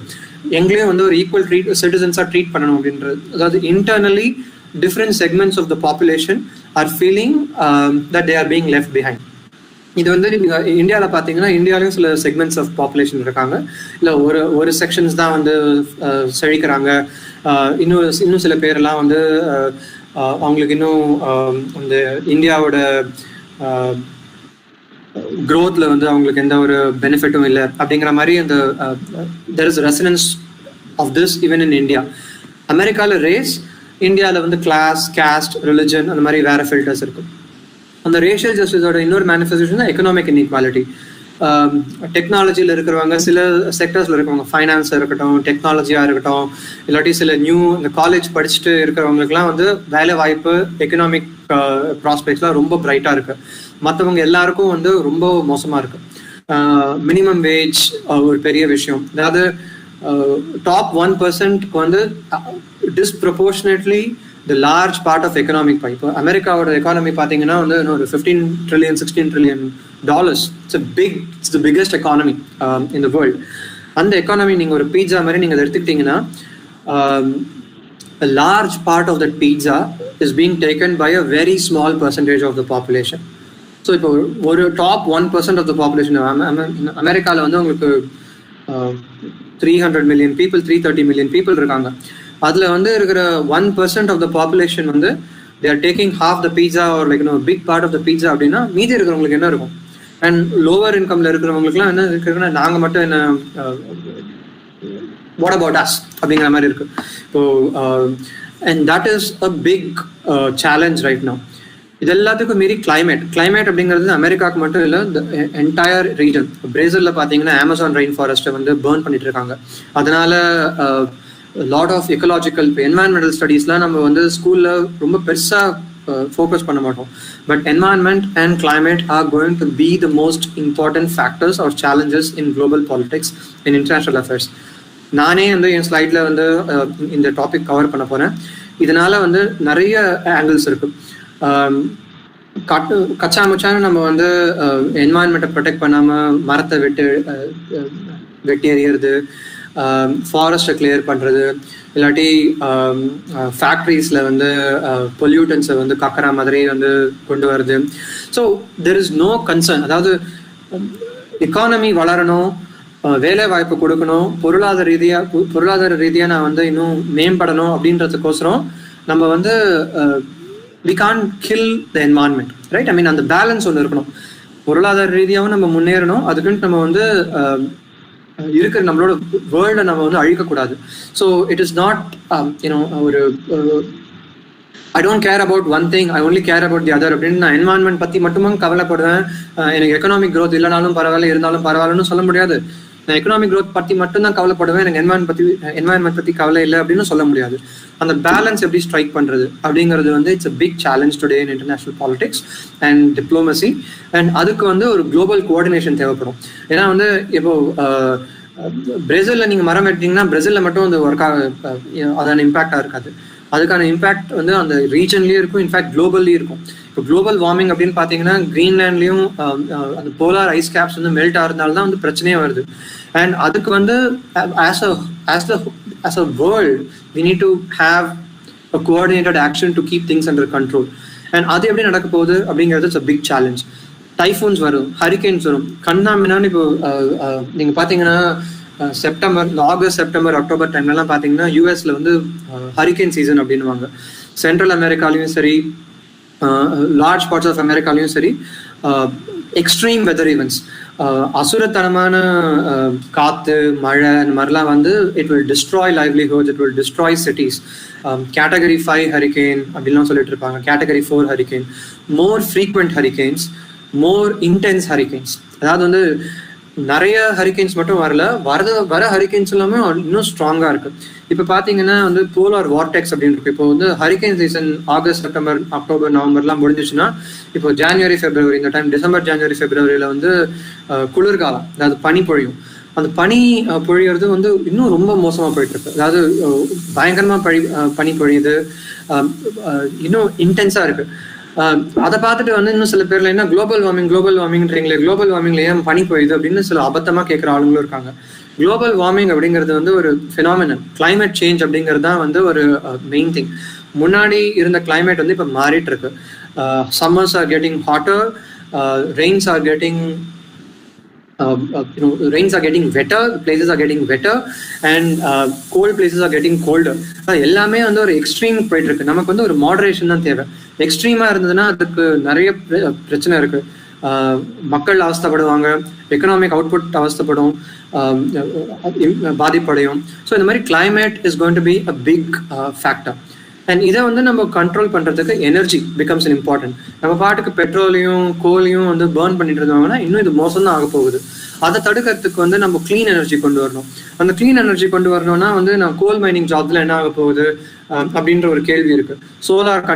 Solar panels, wind energy, Jio thermal energy, battery technology, இந்த மாதிரிலாம் வந்து புது புது டெக்னாலஜிஸ் இருக்கு. அந்த புது புது டெக்னாலஜி வந்து பாத்தீங்கன்னா வந்து energy is related to power. இப்போ நீங்க வந்து Saudi Arabia, some of the Middle Eastern countries பாத்தீங்கன்னா a large part of their role in global affairs stems from their ability to supply oil. இப்போ 91ல வந்து சதாம் ஹுசைனுக்கும் ஈராக்குக்கும் அமெரிக்காவுக்கும் வந்து வார் நடந்த போது overnight price of oil shot up. அதாவது petrol diesel விலை ஏறிச்சுன்னா எவ்வளவு பிரச்சனை அப்படிங்கிறது உங்களுக்கே தெரியும். ஆட்சி கவிடும் பெட்ரோல் விலையினால. ஸோ அந்த அளவுக்கு வந்து இம்பார்ட்டன்ட். இப்போ வந்து எனக்கு பெட்ரோல் தேவை கிடையாது. இப்போ சவுதி அரேபியாவே பார்த்தீங்கன்னா வந்து they are trying to transition away from energy. They know எவ்வளோதான் தோண்டி நான் பெட்ரோல் எடுத்தாலும் அது ஒரு at some point in time it is going to go. அது அட்சய பாத்திரம் கிடையாது, எடுக்க வரதுக்கு ஒரு someday it is going to be exhausted, depleted. அப்போ என்ன பண்ணுவீங்க நீங்க? அப்போ வந்து instead of thinking about it at that time, இப்பவே வந்து Saudi Arabia is trying to diversify its economy. Dubai is trying to diversify its economy. நான் வந்து டெக்னாலஜி ஹப்பா மாற போறேன், நான் ஃபைனான்சியல் ஹப்பா மாற போறேன், நான் எஜுகேஷன் ஹப்பா மாற போறேன் அப்படின்ட்டு சவுதி கவர்மெண்ட் என்ன பண்றாங்க, தன்னோட பெட்ரோல் வித்த காசுலாம் எடுத்து பெரிய பெரிய கம்பெனிலாம் இன்வெஸ்ட் பண்றாங்க. ஊபர்ல இன்வெஸ்ட் பண்றாங்க, இந்த கம்பெனில இன்வெஸ்ட் பண்றாங்க, அந்த.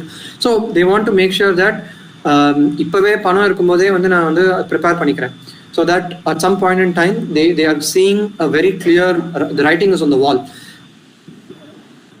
Importance of petrol is going to reduce, clean energy is going to go, clean energy is going to become more prominent. At that point in time, how do I retain my position or my power in this world? அப்படிங்கிறது வந்து இன்னொரு focus.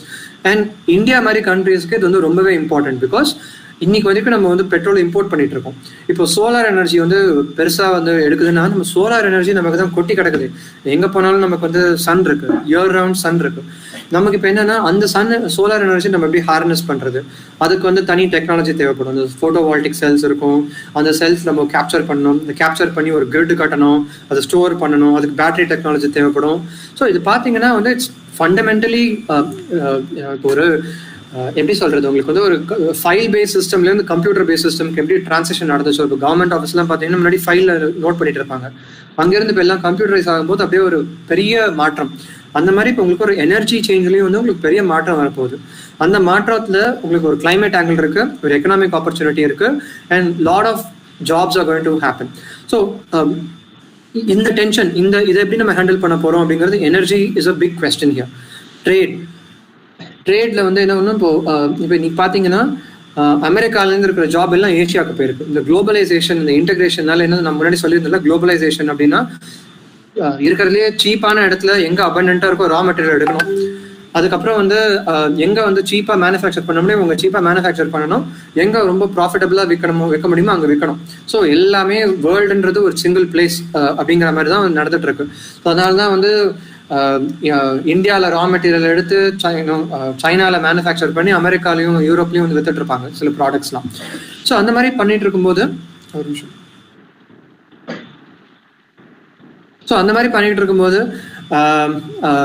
பார்த்தீங்கன்னா வந்து jobs are moving from America and Europe to some of low cost countries. ஏன்னா நீங்கள் வந்து பார்த்தீங்கன்னா labour காஸ்ட்லாம் அங்கே ஜாஸ்தி.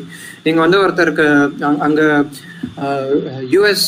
யூஎஸோட வேஜஸ், அதாவது ஒரு டெய்லி கூலி அவங்களுக்கு பார்க்கும்போது இந்தியா, சைனா, வியட்நாம், இந்த மாதிரி பங்களாதேஷ் இந்த மாதிரி கம்பேர் பண்ணும்போது வந்து இந்தியாவிலாம் fraction of the cost. So இப்போ பெரிய பெரிய கம்பெனி, துணி கம்பெனியாக இருக்கட்டும், கார் கம்பெனியாக இருக்கட்டும், இல்லாட்டி எந்த ஒரு மேனுஃபேக்சரிங் கம்பெனியாக இருக்கட்டும், ஈவன் டெக்னாலஜி கம்பெனியாக இருக்கட்டும், இல்லை என்ன பண்ணுறாங்கன்னா இட் டசன்ட் மேட்டர், ரைட்? ஐ மீன் நான் எங்கே வேணாலும் பண்ணிக்கலாம், வேர்ல்டு இஸ் ஒன் அப்படின்னு இருக்கும்போது நான் எதுக்கு ஜாஸ்தி வேலை கொடுத்து நான் இது பண்ணிக்கணும்? நான் $10 செலவழிக்க வேண்டிய இடத்துல என்னால் $1 செலவழிச்சோன்னா மேனுஃபேக்சர் பண்ணுறதுக்கு $9 எனக்கு ப்ராஃபிட் ஆச்சு. அந்த $9 நான் ப்ராஃபிட் பாக்கெட் பண்ணி நான் இன்வெஸ்டர்ஸ் கொடுக்குறேன் அப்படிங்கிற மாதிரி இருக்கும். ஸோ இந்த ட்ரேட்னால என்ன ஆகுதுன்னா ஃப்ரீ ட்ரேட் அக்ரிமெண்ட்ஸ் இருக்கும்.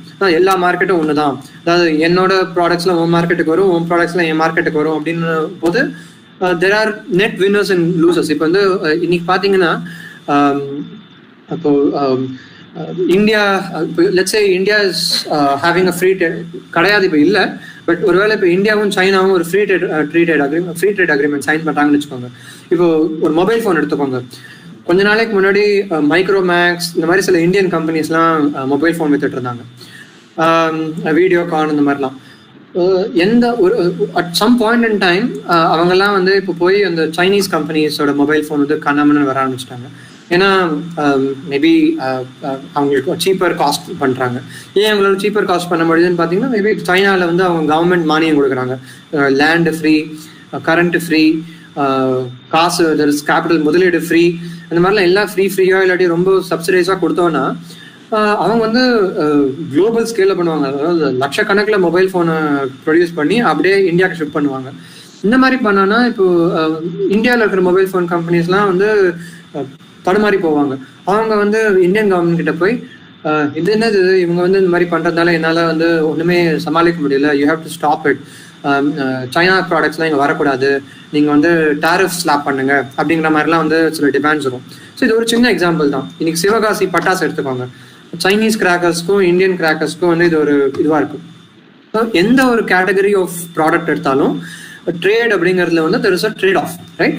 அதாவது நம்மளோட எல்லா கண்ட்ரிஸ்க்கு என்னன்னா, என் ப்ராடக்ட் உன் கம்பெனியில் செல் பண்ணுவேன், உன் கண்ட்ரியில் செல் பண்ணுவேன், ஆனால் உன் கண்ட்ரீஸில் இருக்கிற ப்ராடக்ட் என்கிட்ட வரக்கூடாது, அதாவது அந்த மாதிரி சொல்லுவாங்க. அந்த மாதிரினா யாருமே ஒத்துக்க மாட்டாங்க.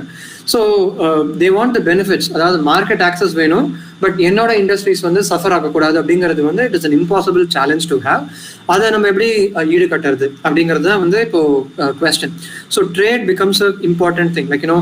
ஸோ இப்போ ட்ரேட் பார்த்தீங்கன்னா ரெண்டு கண்ட்ரீஸ் வந்து ஒருத்தருக்கு ஒருத்தர் நல்ல பிஸ்னஸ் ரிலேஷன்ஷிப் இருந்துச்சுன்னா that is better for integration, சண்டை போட மாட்டாங்க. பட் இது ரொம்ப இப்போ நாஃப்டா அப்படின்ட்டு வந்து நார்த் அமெரிக்காவில் வந்து ஒரு ஃப்ரீ ட்ரேட் அக்ரிமெண்ட் இருந்துச்சு, Canada, United states and Mexico. இதனால என்ன ஆச்சு அப்படின்னா, அமெரிக்காவில் இருக்கிற நிறைய மேனுஃபேக்சரிங் ஜாப்ஸ் வந்து மெக்சிகோக்கு போச்சு. அந்த பார்டரில் வந்து ஒரு ஃபேக்ட்ரி கட்டுவாங்க, ஃபேக்ட்ரி கட்டினதுக்கப்புறம் லாரி மூலமாக வந்து அமெரிக்கா காமிச்சு வித்துருவாங்க. ஸோ இப்போ என்ன சொன்னாங்க, இது என்னது அநியாயமாக இருக்குது, என்னோட வேலையெல்லாம் இப்போ மெக்சிகோவுக்கு போச்சு, மெக்சிகோலேருந்து வர ப்ராடக்டை வந்து நீங்கள் வந்து அதே வேலைக்கு இங்கே வித்துட்டு இருந்தீங்கன்னா ஐ எம் லூசிங் அப்படிங்கிற மாதிரி இருந்துச்சு. ஸோ இப்போ டொனால்ட் ட்ரம்ப் வந்து என்ன பண்ணாருன்னா வந்து நாஃப்டாவை வந்து நீங்கள் மாற்றி அமைக்கணும், அப்படின்ற மாதிரி தான் சொன்னாங்க. கடைசியில் பார்த்தீங்கன்னா ஒன்றுமே பண்ணல அவர். தட் இஸ் சும்மா ஒரு லிப்ஸ்டிக் ஆன் அ பிங்க் அப்படின்னுவாங்க. அதாவது ஒன்றும் அப்படியே நான் ஓவராக நான் வந்து அப்படியே கிழிச்சு நான் புதுசாக ஒரு ட்ரேட் அக்ரிமெண்ட் கொண்டு வர போகிறேன் அப்படின்னு சொல்லிட்டு it was just an incremental change. And நிறைய America is very suspicious of multilateral trade agreements. So RCEP, Trans-Pacific Partnership, இந்த மாதிரிலாம் நிறைய மல்டிலேட்ரல் அக்ரிமெண்ட்ஸ் இருக்கு. ஸோ அமெரிக்கா என்ன சொல்றதுன்னா, இந்த கும்பலோட கோவிந்தாடிக்கிற சமாச்சாரம்லாம் எனக்கு வேண்டாம், நான் தனியாக 2 கண்ட்ரிஸ் கூட நான் சும்மா அப்படியே ப்ரைவேட்டாக நான் ஹேண்டில் பண்ணிக்கிறேன். கனடாக்கும் எனக்கும் ஒரு ரிலேஷன்ஷிப், எனக்கும் அமெரிக்காவுக்கும் யூகேக்கும் ரிலேஷன்ஷிப், அந்த மாதிரி நான் வந்து 1-on-1 நான் ஹேண்டில் பண்ணிக்கிறேன். இந்த ஒரு 20 பேர் 30 கண்ட்ரிஸ் ஒன்னா சேர்ந்து கும்மி அடிக்கிற விஷயம்லாம் வேண்டாம் அப்படிங்கிற மாதிரி ஒரு ஆட்டிடியூட்ல இருக்காங்க. Trade integration is a very important tool of diplomacy. அதாவது எவ்வளோக்கு எவ்வளோ கிட்டத்தட்ட எல்லாருமே வந்து கை கோத்துட்டு இருக்கிற மாதிரி. ஸோ சட்டுன்னு ஒருத்தர் வந்து அப்படியே உதறிட்டு போக முடியாது. ஸோ இது வந்து it binds everybody to very cooperative frame work.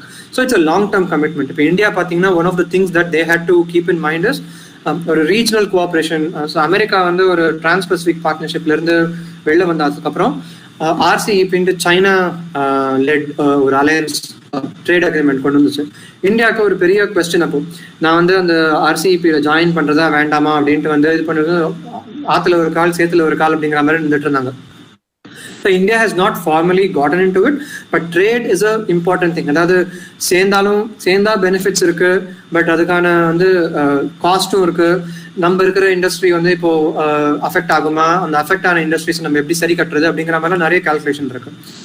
Migration, central அமெரிக்காவில் வந்து நிறைய ட்ரக் ப்ராப்ளம்ஸ் இருக்கு, அந்த கார்டல்ஸ் இருக்கு, கவர்மெண்ட்ஸ் வீக்கா இருக்கு. அதனால என்ன பண்ணுவாங்க, நிறைய பேர் எக்கனாமிக் ஆப்பர்ச்சுனிட்டி தேடி இல்லீகலாக அமெரிக்காவுக்கு வர பார்ப்பாங்க. ஸோ அதனால வந்து நிறைய பிரச்சனை வரும். அமெரிக்காவுக்கு வந்து வெளியாளுங்களா வராங்க, அவங்களை அடிச்சு துரத்தணும் அப்படிங்கிற ஒரு மென்டாலிட்டி இருக்கு. ஸோ ஒரு ரேஷியல் எலிமெண்ட் இருக்கு, ஒரு செக்யூரிட்டி ஆங்கிள் இருக்கு. ஸோ இந்த அமெரிக்காவில் வந்து இமிகிரேஷன் அப்போஸ் பண்றவங்க என்ன சொல்றாங்கன்னா, இந்த மெக்சிகோலேருந்து சென்ட்ரல் அமெரிக்காலேருந்து வரவங்க எல்லாம் வந்து நிறைய கிரைம் கமிட் பண்றாங்க அப்படின்னு ஒரு குற்றச்சாட்டு இருக்கு. டேட்டாவை பார்த்தீங்கன்னா அந்த மாதிரி அதுக்கான ஒரு சப்போர்ட் எதுவும் இல்லை. அதாவது the rates at which undocumented immigrants, illegal immigrants அப்படின்னு சொல்லுவாங்க, சில பேர் சொல்லுவாங்க, undocumented immigrants சில பேர் சொல்லுவாங்க. அதுக்கான ஒரு ப்ரூஃப் அப்படின்றது ஸ்ட்ராங்கா இல்லை. ஐ மீன் அதுக்கிட்ட வந்து அவங்கெல்லாம் வந்து யாருமே கிரைம்ஸ் கமிட் பண்றதே இல்லைன்னு சொல்ல முடியாது. But as a percentage of population there is nothing to suggest that crime in America is fueled by undocumented immigrants அப்படின்னு தான் வந்து ரிசர்ச் சொல்லுது. பட் இருந்தாலும் வந்து it's very powerful political issue. இதனால வந்து நிறைய ஹியூமானிட்டேரியன் டிசாஸ்டர் இருக்கு. யூஎஸ்ல பார்த்தீங்கன்னா ஒன் ஆஃப் த ஷேம்ஸ் ஆஃப் 2020 பார்த்தீங்கன்னா சின்ன பிள்ளைகள்லாம் வந்து பார்டர்ல அப்பா அம்மா கிட்ட இருந்து பிரிச்சு ஜெயிலில் போடுற மாதிரி ஒரு தனியாக ஒரு டிடென்ஷன் சென்டர்ல வச்சாங்க. உலகமே வந்து அப்படியே ஸ்டன் ஆயிட்டு இருந்துச்சு. இந்த மாதிரி கூட ஒரு அரக்கத்தனமா யாராவது நடந்துப்பாங்களா, என்ன லைக் பச்சை குழந்தைகள் எல்லாம் வந்து நீ பிரிச்சு வைக்கிறியே, தட் இஸ் இது என்ன ஒரு சாடிசம் அப்படின்னா, அமெரிக்கா என்ன சொல்றாங்கன்னா, இந்த மாதிரி பண்ணுவேன்னு தெரிஞ்சா நீ வரமாட்ட, அதுக்கோசரம் தான் இந்த மாதிரி பண்றேன் அப்படின்னா ஒரு ரொம்ப ஒரு ஹார்ட்லைன் க்ரூவல் பாலிசிஸ் நடந்துட்டு இருக்கு. So it has humanitarian. அதாவது இப்போ அந்த ஆளுங்க இப்போ நீங்க நினைச்சு பார்த்தீங்கன்னா, அந்த அங்கேருந்து வரவங்களாம் வந்து நாங்கள் இருந்தால் கண்டிப்பாக சாவ போகிறேன், ஏன்னா வந்து ட்ரக் கேங்ஸ் வந்து எனக்கு கொண்டுடுவாங்க, இல்லாட்டி வந்து எனக்கு நான் ஸ்டார்வேஷனில் செத்து போயிடுவேன், எனக்கு அங்கே இருந்தாலும் வந்து அழிவு நிச்சயம். ஒருவேளை அமெரிக்காவுக்கு வந்தானா என்னால் வந்து கொஞ்சமாவது பிழைக்கிறதுக்கு சான்ஸ் இருக்கு அப்படின்ட்டு அவங்க அமெரிக்காவுக்கு பிழைக்க வராங்க. ஸோ ஆனால் இங்கே வந்து political climate is not conducive. So migration is becoming a problem and this has ramifications across the world. யூரோப்லையும் இது பிரச்சனை தான். ஐசிஸ் பிரச்சனை காரணமாக வந்து சிரியாவிலேருந்து டர்க்கிக்கு வராங்க, டர்க்கிலேருந்து யூரோப்புக்கு போகிறாங்க. யூரோப் பார்த்தீங்கன்னா எப்படி அமெரிக்கா நார்த் அமெரிக்காவில் வந்து யூஎஸ்ஏ வந்து ரொம்ப டாமினன்ட் கண்ட்ரி, எக்கனாமிக் பவர் ஹவுஸோ, யூரோப்பில் பார்த்தீங்கன்னா யூகே அண்ட் ஜெர்மனி இதெல்லாம் வந்து பவர் ஹவுசஸ். ஸோ மிடில் ஈஸ்ட்லேருந்து நார்த் ஆஃப்ரிக்காலேருந்து இருக்கிறவங்கலாம் யூரோப்புக்குள்ள எப்படியாவது போயிடணும், ஜெர்மனிக்கு எங்கேயாவது வந்துடணும், யூகேக்கு வந்துடணும், ஃப்ரான்ஸ்க்கு வந்துடணும் அப்படிங்கிற மாதிரி ஒரு இதில் போவாங்க. அதனால வந்து மூழ்கி போகிறாங்க. அதாவது மெடிட்டரேனியன் சீல வந்து கள்ள தோணியில் எடுத்து போகிறாங்க. So this is becoming a huge problem in terms of the humanitarian crisis. One of the more haunting images is ஒரு டர்க்கிஷ் பீச்சில் வந்து ஒரு 3 வயசு குழந்தை அப்படியே மூழ்கி கிடந்துச்சு. அதை பார்த்தா ஐ மீன் those are all some of the images that have defined this crisis. So migration is a challenge. Internal security அப்படின்னு நான் சொன்ன மாதிரி வந்து ட்ரக் கேங்ஸாக இருக்கட்டும், கரப்ஷனாக இருக்கட்டும், உள்ளுக்குள்ளே வந்து ஒரு மிலிஷியாஸாக இருக்கட்டும். ஸோ வெனிசுவேலாலாம் பார்த்தீங்கன்னா படு மோசம், அதாவது லா அண்ட் ஆர்டர்ன்றது சுத்தமாக கிடையாது. உள்ள சட்ட ஒழுங்கு நிலை வந்து அவ்வளோ மோசமாக இருக்கு. அதனால வந்து that is becoming a challenge. Coons and ஒரு ப்ராப்பர் ஒரு ஃபங்க்ஷனிங் கவர்மெண்ட் நிறைய இல்லாமல் இருக்கிறதுனால வந்து நிறைய ஹியூமன் செக்யூரிட்டி ஆங்கிளில் பார்த்தீங்கன்னா நிறைய பிரச்சனை இருக்கு. So this is an important concern. And so இதெல்லாம் தான் வந்து இப்போ பார்த்தீங்கன்னா அமெரிக்காஸில் வந்து ஒரு மெயின் திங்ஸ். யூரோப்பில் பார்த்தீங்கன்னா Brexit again it's a clone. Britain என்ன சொல்றாங்கன்னா இதே மாதிரி தான் இன்டகிரேஷன் யூரோப் கூட என்ன ரொம்ப சேர்த்துட்டீங்க, நான் வெளில வர போறேன் அப்படின்னா போன வாரமே பார்த்தா மாதிரி இதனால ரொம்ப நிலைமை மோசமா போயிட்டு இருக்கு அவங்களுக்கு. அங்க வந்து ரஷ்யா பழி வாங்குறதுக்கு அங்க பார்த்துட்டு இருக்காங்க. நேட்டோ அப்படின்ட்டு நார்த் அட்லாண்டிக் ட்ரீட்டி ஆர்கனைசேஷன் அப்படின்றது வந்து it is the bedrock of American and European relationship, transatlantic relationship. So world வார்க்கு அப்புறம் என்ன சொன்னாங்கன்னா அமெரிக்கா, ஹே யூரோப், நீங்க வந்து சும்மா மிலிட்ரி எல்லாம் வந்து ரொம்ப கவலைப்பட்டுக்காதீங்க, நான் தான் பெரிய ஆளாச்சு மிலிட்ரியில, I will take care of your security needs. யூஎஸ்எஸ்ஆர்லேருந்து நான் உங்களை ப்ரொடெக்ட் பண்ணுறேன், நான் வந்து மிசைல்ஸ் டிப்ளாய் பண்ணுறேன், எனக்கு நியூக்ளியர் பவர் இருக்கு, என்னோட மிலிட்ரி பேசஸ் நான் உங்கள் கண்ட்ரியில் இருக்கணும். ஸோ ஜெர்மனியில் மிலிட்ரி பேஸ் இருக்கு, போலண்டில் இருக்கு, நிறைய யூரோப்பியன் கண்ட்ரீஸில் வந்து நான் என்னோட ப்ரெசன்ஸ், நான் என்னோட கொடியை நட்டு வைக்கிறேன். ஸோ தட் உனக்கு எந்த த்ரெட்டும் வராது. நீங்கள் வந்து மிலிட்ரியில தான் வந்து ரொம்ப கவலைப்பட்டுக்காதீங்க. ஏன்னா யூரோப் மிலிட்ரிலி ஸ்ட்ராங்கா இருந்தால் தான் வந்து ஒருத்தருக்கு ஒருத்தர் நீங்க சண்டை போட்டுக்கிறீங்க. உங்க எல்லாரையும் பல்ல பிடுங்கி வச்சுக்கிறேன் நான், உங்களுக்கு தேவையான விஷயத்த நான் பாத்துக்கிறேன். So you don't have to do this. So அமெரிக்காவோட அப்ரோச் அதான் இருந்துச்சு. ஜப்பானோட பல்ல பிடிங்கினாங்க, யூரோப்லயும் பல்ல பிடிங்கினாங்க. ஸோ இப்போ யூரோப்ல பாத்தீங்கன்னா அதாவது அமெரிக்காவுக்கு ஒரு சைட் கிக்கா இருப்பாங்களே தவிர அவங்க ஒன்றும் அப்படியே பெரிய மிலிட்ரி பவர் அப்படின்றது கிடையாது. இப்போ வேர்ல்ட்ல வந்து பாத்தீங்கன்னா military powers America is undisputed, China and India to some extent. Yeah, you do have Europe, France, they all have military strength, but ஒரு raw power அப்படின்னு பார்த்தீங்கன்னா இந்த கண்ட்ரிஸ் தான் இருக்காங்க. So NATO is one of the key security umbrellas, அதாவது வந்து one of the bedrocks of security cooperation, North Atlantic Treaty Organisation. So அமெரிக்காவுக்கும் European கண்ட்ரிஸ்க்கும் ட்ரீட்டி இருக்கு. Attack on one of you is attack against all of us. எந்த ஒரு NATO country மேலேயும் யாராவது படையெடுத்தாலோ அவ்வளவு பேரும் வந்து அந்த அட்டாக் பண்ணுவோம் அப்படிங்கிறது. So it's a very powerful proposition. இப்போ ரஷ்யா வந்து வாலாட்டுறதுக்கு one of the things Vladimir புட்டினுக்கு பிடிக்காத ஒரு விஷயம் இந்த நேட்டோ. அமெரிக்கா வந்து இன்னும் மோர் அண்ட் மோர் கண்ட்ரிஸ், இந்த ஃபார்மர் சோவியத் கண்ட்ரிஸ் எல்லாம் வந்து நேட்டோவோட அலையன்ஸ்ல சேர்த்துட்டே இருந்தேன்னா ரஷ்யா கடுப்பாயிடுறாங்க. இது என்னோட பேக் யார்ட்ல வந்து எல்லாரும் கேங் கட்டிக்கிறீங்க எனக்கு அகெயின்ஸ்டா, நான் சும்மா பூ பறிச்சிட்டு இருப்பேனா அப்படின்னு ரேஞ்சுக்கு புட்டின் போய் குழப்பிட்டு இருக்காருங்க. யுக்ரைன் மேல படம் எடுக்கிறது, இந்த மாதிரிலாம் நிறைய இருந்துட்டு இருக்கு. So the security situation across America, like the transatlantic cooperation, needs to be seen through the lens of how Russia views NATO. And populism, migration, இதெல்லாம் முன்னாடியே பார்த்தோம். அந்த யூரோப்ல இன்னொரு விஷயம் cultural integration. So cultural integration அப்படின்னா இப்போ ஃப்ரான்ஸ் யூகேல எடுத்துக்கிட்டிங்கன்னா lot of Muslims from North Africa. So எல்லாரும் ஃப்ரான்ஸ்ல வந்து secularism is a very big thing. அதாவது வந்து அவங்க வந்து ரொம்ப it's a very important aspect of French culture. அவங்க என்ன சொல்றாங்கன்னா, வெளிலேருந்து உள்ள வரவங்க ஒரு நார்த் ஆஃப்ரிக்கன் முஸ்லிம்ஸ், வெளியில இருந்து வரவங்க வந்து they are first Muslims and then French. They are putting their religious identity ahead of their national identity அப்படிங்கிற மாதிரிலாம் சில பேச்சு இருக்கு. அதே மாதிரி யூகேலையும் வந்து நீங்க இங்க வந்தீங்கன்னா பிரிட்டிஷா இருக்கணும், நீங்க பாகிஸ்தான்ல இருந்து இருக்கலாம், பங்களாதேஷ்ல இருந்து இருக்கலாம், முஸ்லிமா இருக்கலாம், ஹிந்துவா இருக்கலாம், எதுவானாலும் இருக்கலாம், ஆனா பிரிட்டிஷ் வேல்யூஸ் ஃபர்ஸ்ட். ஸோ நீங்க பாட்டுக்கு வந்து அங்க எங்களோட லோக்கல் கல்ச்சர்ல இன்டகிரேட் ஆகாம நீங்க பாட்டுக்கு தனியா வந்து உங்களோட மிங்கிள் ஆகாம நீங்க வந்து இருந்தீங்கன்னா இதனால வந்து பிரச்சனை வருது அப்படிங்கிறது வந்து இன்னொரு ஒரு விஷயமா இருக்கு. So cultural integration is a problem. So regional economic imbalance. So Europe பார்த்தீங்கன்னா ஜெர்மனி, நார்தர்ன் யூரோப்பியன் கண்ட்ரீஸ்லாம் ரொம்ப பணக்கார கண்ட்ரீஸ், சதர்ன் யூரோப்பியன் கண்ட்ரீஸ்லாம் வந்து கொஞ்சம் ஸ்ட்ரகிள் பண்ணிட்டு இருக்காங்க. Because they're all part of the same family. ஏதாவது பிரச்சனை வந்துச்சுன்னா Germany has to give money to bail out those countries. அங்கே வந்து ஒரு கடுப்பாக இருக்கும். ஜெர்மனி கொடுக்கும்போது என்ன பண்ணுவாங்கன்னா கண்டிஷன்ஸ் போடுவாங்க, நீங்கள் வந்து உங்கள் பென்ஷன்ஸை கட் பண்ணணும், சம்பளத்தை கட் பண்ணணும், செலவை குறைக்கணும் அப்படின்ற மாதிரி சொன்னோன்னா கிரீஸ்லாம் கேட்பாங்க, நீ யாரும் எங்கிட்ட இதெல்லாம் சொல்றதுக்கு, என் கண்ட்ரி நான் எப்படி நடத்துறதுன்றது, நீங்க என்ன நான் உங்களுக்கு ஓட்டு போட்டு நான் உங்களுக்கு ஜெயிச்சனா அப்படிங்கிற மாதிரி வந்து ஒரு எக்ஸ்டர்னல் சூப்பர் நேஷனல் இவெண்ட்ஸ். அதாவது என் கண்ட்ரியை வந்து ஒரு கொலோனியலிசம் மாதிரி ஒரு நான் என்ன பண்ணுவோன்றது நீ என்ன சொல்றது. இப்ப நினைச்சு பாருங்க, இப்ப இந்தியா என்ன பண்ணுவோன்றது வந்து ஒரு பக்கத்துல சவுதி அரேபியாவோ இல்லாட்டி வந்து சைனாவோ சொன்னா நமக்கு எவ்வளவு கடுப்பா இருக்கும். ஸோ அந்த மாதிரிதான் வந்து இப்போ இங்க நடந்துட்டு இருக்கு இந்த யூரோப்ல. அந்த யூரோப்பியன் யூனியன் சும்மா ஒரு பேருக்கு வந்து ஒரு பார்லிமெண்ட் ஒரு கோஆபரேஷன் இருந்தா கூட இந்த மாதிரி பிரச்சனைன்னு வரும்போது வந்து எல்லாரும் வேற வேறதான். சைனா வந்து இந்த திங்ஸ் எல்லாம் வந்து பயங்கரமா எக்ஸ்ப்ளோர் பண்ணிட்டு இருக்கு.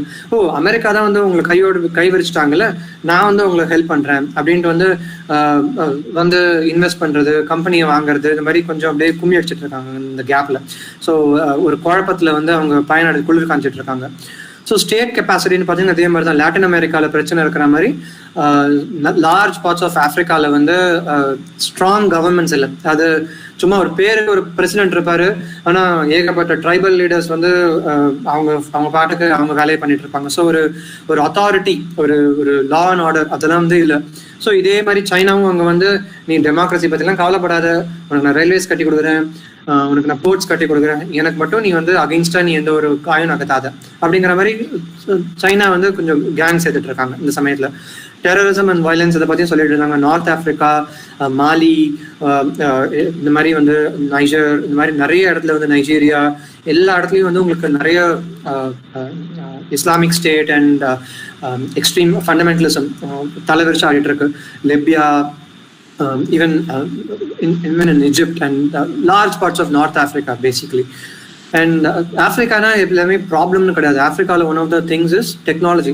அவங்க மொபைல் ஃபோன்லாம் வந்து பயங்கரமாக யூஸ் பண்ணிட்டு இருக்காங்க. நிறைய டெக்னாலஜி, அதாவது வந்து அந்த எம்பேசா அப்படிங்கிற மாதிரிலாம் நிறைய இனோவேஷன்ஸ் வந்து ஆஃப்ரிக்காவில் இருக்கு. அந்த இனோவேஷன்ஸ் நம்ம எப்படி யூஸ் பண்ணுறது, எப்படி அவங்களை வந்து அந்த எக்கனாமிக் prosperity deliver பண்றது. So that is a key challenge here. Again, corruption and proxy wars அப்படின்னா all the powers, Middle Eastern பவர்ஸாக இருக்கட்டும், சைனீஸ் பவர்ஸாக இருக்கட்டும், இல்லாட்டி அமெரிக்கன் பவர்ஸாக இருக்கட்டும், சும்மா வந்து they try to recruit countries in their camp. And proxy wars are a particular problem in the Middle East. Syria and Lebanon are on the Shiite proxy. அதாவது ஈரானுக்கு வந்து ஒரு ப்ராக்சியாக நிறைய நடத்திட்டு இருப்பாங்க. அதே மாதிரி சவுதி அரேபியாவுக்கும் சில ப்ராக்சிஸ் இருக்கும். அண்ட் அந்த சுன்னி ஷியா கான்ஃப்ளிக்டாக இருக்கட்டும், அந்த மாதிரி வந்து நிறைய ப்ராக்சி பேட்டில்ஸ் நடந்துட்டு இருக்கு. இப்போ ஆப்கானிஸ்தானில் பார்த்தீங்கன்னா Pakistan has some interest, Iran has some interest, and America has some interest. So இதெல்லாம் வந்து there's jostling for space. So இந்த விஷயம்லாம் வந்து மிடில் ஈஸ்ட்ல வந்து மேஜர் திங்ஸ். ஏஷியாவில் பார்த்தீங்கன்னா again the same thing. China, climate, trade, freedom of நேவிகேஷன்னா இந்த சவுத் சைனா சி வந்து சைனா என்ன சொல்றாங்கன்னா சவுத் சைனா சீல சைனான்ற பேர் இருக்கு, அந்த எல்லா சீயும் இதுதான் அப்படின்ற அபத்தமெல்லாம் சில ஆர்குமெண்ட் நடந்துட்டு இருக்கு. ஸோ எல்லாருக்கூடையும் சண்டை. இந்த சவுத் சைனா சி பார்த்தீங்கன்னா ஜப்பான் ஆரம்பிச்சு ஆஸ்திரேலியா வரைக்கும் சண்டை போட்டுட்டு இருக்காங்க. இது எந்துட்டு இந்த பக்கம் பார்த்தீங்கன்னா இந்தியா கூட சண்டை, அங்கே மேலே மங்கோலியா கூட சண்டை, நார்த் கொரியா கூட சண்டை, ரஷ்யா கூட ஒரு டென்ஷன். ஸோ நாலா பக்கமும் சைனாக்கு வந்து இதாக பிரச்சனை பண்ணிட்டு இருக்காங்க. அது என்ன லாஜிக்னு வந்து யாருக்கும் புரியல. பட் அதாவது அதை பற்றி நம்ம இங்கே வரலாம். So China continues to be a problem even in Asia. Climate change பற்றி சொல்லியாச்சு. இங்கே நிறைய பர்டிகுலர்லி இந்தோனேஷியா, பங்களாதேஷ் மாதிரி சில கண்ட்ரீஸ்லாம் கிளைமேட்னால ரொம்ப பாதிப்படும், மூழ்கி போகிறதுக்கு சான்ஸ் இருக்குது. ஏன்னா லோ லையிங் கண்ட்ரீஸ் வெதர் ஈவெண்ட்ஸ்க்கு வந்து ஸோ அதை எப்படி அவங்க ஹேண்டில் பண்ண போகிறாங்கன்றது ஒரு கேள்வி. ஸோ ஃப்ரீடம் ஆஃப் நேவிகேஷன்னா இந்த ஏரியா, இந்த ஸ்ட்ரெயிட், இந்த சிங்கப்பூர் வந்து one of the major shipping hubs. இங்கே ஏதாவது சைனா வந்து இல்லை இது வந்து என்னோட ஏரியா, நான் இங்கே வரமாட்டேன் அப்படின்ட்டு ஏதாவது அவங்க பிளாக் பண்ணி ஏதாவது பிரச்சனை பண்ணாங்கன்னா global commerce will get impacted. So எல்லாரும் என்ன சொல்லிட்டு இருக்காங்கன்னா இந்த மாதிரி சில ரூல்ஸ்லாம் இருக்குது, இந்த ரூல் ஆஃப் சீஸ், இந்த மாதிரி சில இன்டர்நேஷனல் அக்ரிமெண்ட்ஸ்லாம் இருக்குது. அந்த அக்ரிமெண்ட்ஸ் எப்படி என்ஃபோர்ஸ் பண்ணுறது அப்படிங்கிறது நிறைய டென்ஷன் இருக்குது. ஸோ சைனா என்ன சொல்கிறாங்கன்னா இது வந்து என்னோட பேக்யார்டுப்பா, இந்த பேக்யார்டில் வந்து அமெரிக்கானிலாம் வரக்கூடாது, நான் சொல்கிறது தான் இங்கே சட்டம், நான் சொல்கிறது வந்து அடாவடி சட்டம் பண்ணுவேன் அப்படிங்கிற மாதிரிலாம் வந்து ரொம்ப ஓவராக பண்ணிட்டு இருக்காங்க. ஸோ அந்த மாதிரி விஷயத்தை வந்து நம்ம எப்படி ஹேண்டில் பண்ணுறது? சைனாவும் ரொம்ப கொஞ்சம் பவர்ஃபுல், அதாவது வந்து கொஞ்சம் அடக்கி வாசிக்க மாட்டேங்கிறாங்க. இன்க்ரீசிங்லி அந்த உல்ஃப் வாரியர்ஸ் கொஞ்சம் ஒரு அக்ரெசிவாக ஒரு பொசிஷன்ஸ் எடுத்துட்டு இருக்காங்க. How do we handle China in this case? Freedom of navigation ஏதாவது பிரச்சனை பண்ணாங்கன்னா என்ன பண்ணுறது? ஷிப்ஸ் எல்லாம் பிளாக் பண்ணாங்கன்னா என்ன பண்ணுறது? அதெல்லாம் ஒரு பிரச்சனை இருக்குது. நார்த் கொரியா வந்து தம்மாத்தொண்டு கண்ட்ரி, ரொம்ப புவர் கண்ட்ரி, அடாவடி அடிக்கிற கண்ட்ரி. ஆனால் one thing that they have is nuclear weapons. Pakistan and some of அவங்க வந்து சப்ளை பண்ணியிருக்காங்க, நியூக்ளியர் டெக்னாலஜி எல்லாம் ட்ரான்ஸ்ஃபர் பண்ணியிருக்காங்க. நார்த் கொரியா சைபர் கம்ப்யூட்டர்லாம் ஹேக் பண்ணி திருடி நிறைய கோல்மால் அடிச்சு இருக்கிற எல்லா பணத்தையும் வந்து அவங்க வந்து வெறும் நியூக்ளியர் வெப்பன்ஸை வந்து வச்சு அமெரிக்கா நான் ஒன்று அடிக்க போறேன் அப்படின்றது வெயிட் பண்ணிட்டு இருக்காங்க. இல்லாட்டி அமெரிக்கா வரைக்கும் நான் போக வேணாம், கொரியா அண்ட் ஜப்பான் உங்களை அடிக்க போறேன் அப்படின்னா இவங்களுக்கு வந்து விடக்குது. ஐயோ எனக்குன்னு வந்து மிலிட்ரின்னு எதுவும் கிடையாது, அமெரிக்கா தான் வந்து ப்ரொடெக்ட் பண்ணணும் அப்படின்னா அமெரிக்காவுக்கு வந்து ஆமா 50 வருஷமா நான் ப்ரொடெக்ட் பண்ணிட்டு இருக்கேன், இதுக்கு என்ன காசு ஆயிருக்கு அப்படின்ட்டு வந்து பில்லு போட்டுட்டு இருக்காங்க. ஸோ இந்த மாதிரி வந்து ஒரு செக்யூரிட்டி கேரண்டி வந்து ரொம்ப வீக் ஆயிட்டு இருக்கும்போது நார்த் கொரியா என்ன பண்ணுவாங்களோ எது பண்ணுவாங்களோ அப்படின்றது ரொம்ப அன்பிரடிக்டபிள் சுச்சுவேஷன் இருக்கு. ஸோ தேர் நியூக்ளியர் வெப்பன்.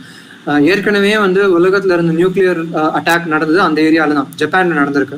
ஸோ பக்கத்துலேயே நார்த் கொரியாவில் வந்து ஒரு நியூக்ளியர் கேட்டாஸ்ட்ராஃபி, ஒரு நியூக்ளியர் இன்சிடென்ட் தான் நடந்துச்சுன்னா it can be disastrous. And South Korea is a very important country from lot of இந்த டெக்னாலஜி. சாம்சங், எல்ஜி, இந்த மாதிரி நிறைய கம்பெனிஸ் வந்து அங்கே உங்களுக்கு வந்து இது இருக்கு. And they're integral to global technology. Mobile ஃபோன்ஸாக இருக்கட்டும், டிரான்ஸ்மிட்டர்ஸாக இருக்கட்டும், 5G இருக்கட்டும், இந்த மாதிரி எனி ஆஃப் த எமர்ஜிங் டெக்னாலஜிஸில் அவங்க இருக்காங்க. So anything that happens there can be disastrous for global economic wellbeing. So அது வந்து ஒரு பிரச்சனை.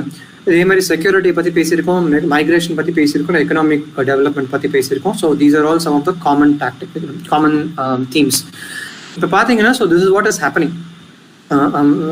American China rivalry, rising nationalism, and backlash to globalization, and internal divisions within multiple countries. அதாவது வந்து எனக்கா உனக்கா, பணக்காரனுக்கா ஏழைக்கா, நான் சயின்ஸ் நம்ப மாட்டேன், நான் எக்ஸ்பர்ட்ஸை நம்ப மாட்டேன், நான் வந்து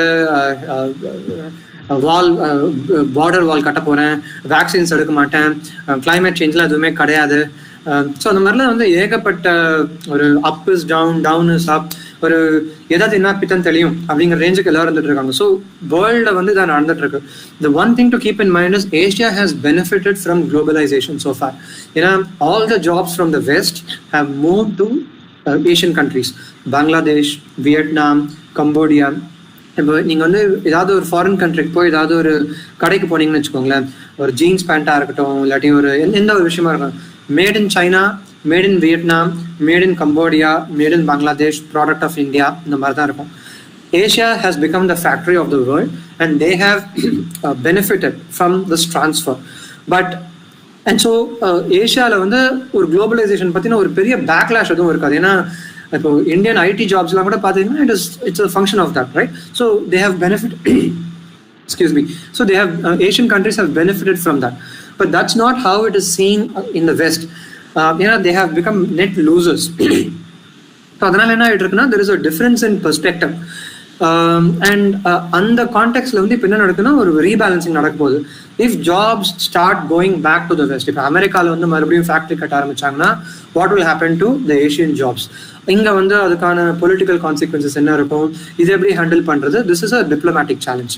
ஸோ இப்போ நீங்கள் கரண்ட் இஷ்யூஸ் இங்கே பார்த்தீங்கன்னா, global issues are Indian issues too. நான் முன்னாடியே சொல்லிட்டு இருந்த மாதிரி சைனா வந்து இந்த விஷயத்துலலாம், ஸோ இவ்வளோ கலைபாரம் நடக்கும்போது சைனா வந்து ரொம்ப குவாய்ட்டாக தன்னோட இண்டஸ்ட்ரீஸ்லாம் பில்ட் பண்ணி இட் ஹஸ் பிகம் குவைட் ஸ்ட்ராங்னு பார்த்தீங்கன்னா, வெளி தோற்றத்தில் வந்து அவங்களோட எக்கானமி ரொம்ப பிக்காக இருக்குது, அவங்க மிலிட்ரி ரொம்ப பிக்காக இருக்குது, அவங்க டிப்ளமசி இன்னும் ரொம்ப கான்ஃபிடென்ட்டாக இருக்காங்க. But it does not mean அந்த wolf warriors அப்படின்ட்டு. ஸோ இப்போ ரீசெண்டாக சைனாவோட டிப்ளமேட்ஸோட ட்ரெண்ட் என்னன்னா, அப்படியே கச்சா முச்சான்னு அன்டிப்ளமேட்டிக்காக பேசுறது. அதாவது ட்விட்டரில் வந்து ரொம்ப ட்ரோல் பண்ணுறது. ஒரு diplomats are supposed to have some good language and very polite language. China is like, I don't care, very brash kind of thing. So that's becoming a norm. And I think this is coming top down. Xi Jinping has become a very powerful person. உள்ளுக்குள்ள இருக்கிற எந்த ஒரு சேலஞ்சையும் அவருக்கு வந்து அப்படியே அடியோட அப்படியே கொசு நசுக்கிற மாதிரி நசுக்கிட்டாரு. தன்னோட ரைவல்ஸ் எல்லாம் வந்து ஜெயில போட்டிருக்காரு. So he is the king of China. The most powerful person in Chinese history since Mao Zedong. So அந்த மாதிரி இருக்கும்போது வந்து that is actually having a spillover effect on how the diplomats conduct themselves on the world stage. Despite that, there can be structural weaknesses. China வந்து பாத்தீங்கன்னா இன்னி கூட வந்து ஷின்ஜியாங்ல வந்து இன்டர்ன்மெண்ட் கேம்ப்ஸ் அவங்க சில முஸ்லீம் பாப்புலேஷன் இருக்கு, அவங்களெல்லாம் அப்படியே பிரெயின் வாஷ் பண்றாங்க. நீங்க வந்து முஸ்லிம்ஸ் கிடையாது, நீங்க சைனீஸ், உங்க மாஸ்க், உங்களோட லாங்குவேஜ், உங்க அப்பியரன்ஸ், வீட்டை இடிச்சு கட்டுங்க, டோம்ஸ் இருக்கக்கூடாது, உங்க லாங்குவேஜ் அழிங்க, நீங்க சைனீஸ் தான் கத்துக்கணும், கம்யூனிஸ்ட் பார்ட்டி புகழ் பாடுங்க, நீங்க வந்து குரான் படிக்க கூடாது, அது பிடிக்கிற நான் உங்களுக்கு ட்ரைனிங் கேம்ப் அனுப்புறேன்ட்டு லாக் பண்ணி வைக்கிறாங்க.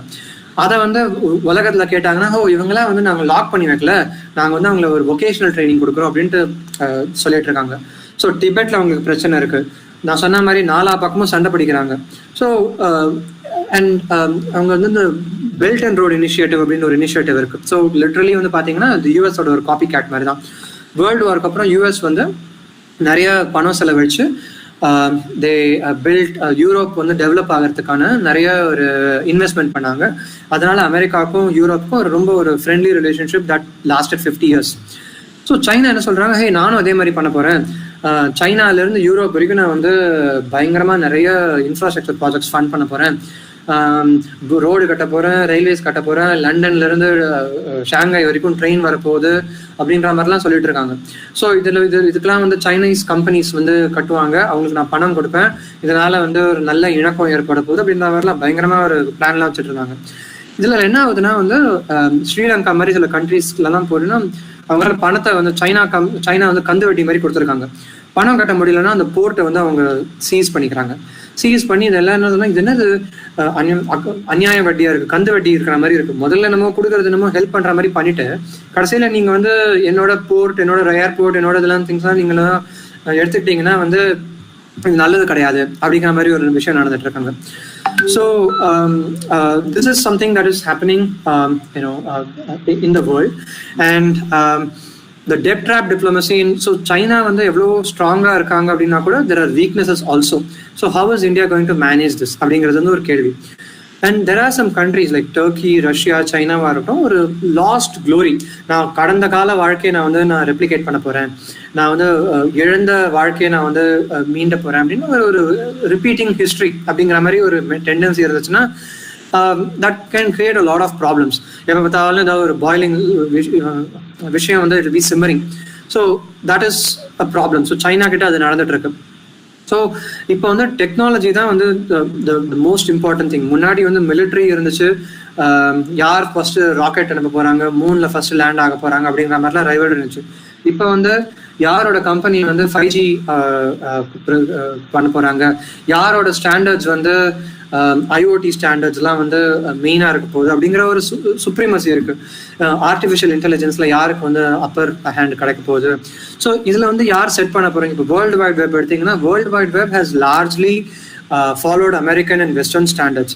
பட் சைனா கொஞ்சம் லேட்டா வந்து இல்லை என் வழி தனி வழி, நான் வந்து என்னோட ஹோம் க்ரோன் இண்டஸ்ட்ரீஸ்க்கு நான் வந்து ஒரு ஃபயர் வால் கிரியேட் பண்ண போறேன் அப்படின்ட்டு கொஞ்சம் அப்படி ஆஃப்டர் த ஃபேக்ட் அவங்க வந்து கிரியேட் பண்ணி ஒரு சைனாக்கு ஏற்ற மாதிரி ஒரு டெக்னாலஜி டெவலப் பண்ணாங்க. இப்போ வந்து they don't want to play be reactive. இந்த going forward they want to dictate how world adopts. அதாவது என்னோட ஸ்டாண்டர்ட்ஸை வேர்ல்டு வந்து அடாப்ட் பண்ணும் அப்படின்ட்டு இந்த ஹுவாவேயா இருக்கட்டும், தன்னோட டெலிகாம் கம்பெனிஸ் இருக்கட்டும், நோக்கியா, சீமென்ஸ்க்கு சேலஞ்சிங்காக அவங்க வந்துட்டு இருக்காங்க. ஸோ தட் இஸ் இப்போ வந்து countries like India, Germany, they are having to choose between Western standards and Chinese standards. So that is something. Globalisation and discontent சொன்ன மாதிரி இந்த குளோபலைசேஷனால இருக்கிற பிரச்சனைகள்லாம் வந்து இந்தியாவில் இது வரைக்கும் வந்து பெரிய பேக்லாஷ் இல்லை. பட் இந்தியாவில் என்ன பேக்லாஷ் இருக்குன்னா, இந்த குளோபலைசேஷன்லேருந்து பெனிஃபிட் ஆனவங்க வந்து அதே மாதிரி இந்த டாப் 1%, ரொம்ப rich people are getting richer, poor people are getting poorer, பெரிய பெரிய கம்பெனிஸ்லாம் வந்து ரொம்ப செழிக்கிறாங்க அப்படின்றது வந்து ஒரு விஷயமா இருக்கு. That is the same thing in the world, and இந்தியாலையும் அந்த விஷயம் இருக்கு. கிளைமேட் பற்றி சொல்லியிருக்கேன், அந்த கிளைமேட் அந்த டிசாஸ்டர் மேனேஜ்மெண்ட். ஸோ இந்தியாவுக்கு வந்து இது ரொம்ப ஒரு பெரிய இது. இப்போ நீங்கள் பார்த்தீங்கன்னா 2004 வந்து சூப்பர் சைக்ளோன் ஒன்று ஒரிசாவில் அடிச்சிச்சு, 10,000 பேருக்கு மேலே உயிரிழக்க நேரிடுச்சு. அதுக்கப்புறத்துலேருந்து பார்த்தீங்கன்னா இந்தியா வந்து அந்த நேஷனல் டிசாஸ்டர் ஏஜென்சிஸ்லாம் ஒன்று கொண்டு நல்லா பண்ணியிருக்காங்க. டிசாஸ்டர் ரெக்கவரி, உத்தராகண்டில் ஃப்ளட்ஸ் வந்த போதும் சரி, இப்போ சென்னையில் ஃப்ளட்ஸ் வந்த போதும் சரி, நிறைய இடத்துல வந்து ஒரு nationally coordinated response. So that is a strength, that's a good sign. And going forward, there are going to be more such disasters waiting to happen. And on the samayatla vanda India needs to get its act together. And adukana oru coordinated agency and coordinated support can help even in neighboring countries. On the neighboring countries they might not have such capacity, and that will build a goodwill. So neighborhood is becoming an important factor for Indian diplomacy. And climate, environment and disaster management go hand in hand and is an important diplomatic area of focus. And முன்னாடியே சொன்ன மாதிரி technology transition, automation எப்படி handle பண்ண போகிறோம், clean energy transition எப்படி handle பண்ண போகிறோம், இதெல்லாம் வந்து these are also things, and this change management is going to become a important thing. I think we are at the end of time, so the next class is at 11:45 நினைக்கிறேன். So I think we'll stop here. Again, if needed, we can pick up another session. But what has happened here is, இப்போ இது வரைக்கும் வந்து நீங்கள் பார்த்தீங்கன்னா world என்ன நடக்குது and வேர்ல்டோட ஈவெண்ட்ஸ்க்கும் இந்தியாவுக்கும் என்ன லிங்க் அப்படிங்கிறத பார்த்துருக்கோம். Maybe if there's a next session, I will talk about how India can take advantage of these opportunities. Thank you for your time today. Thank you, sir.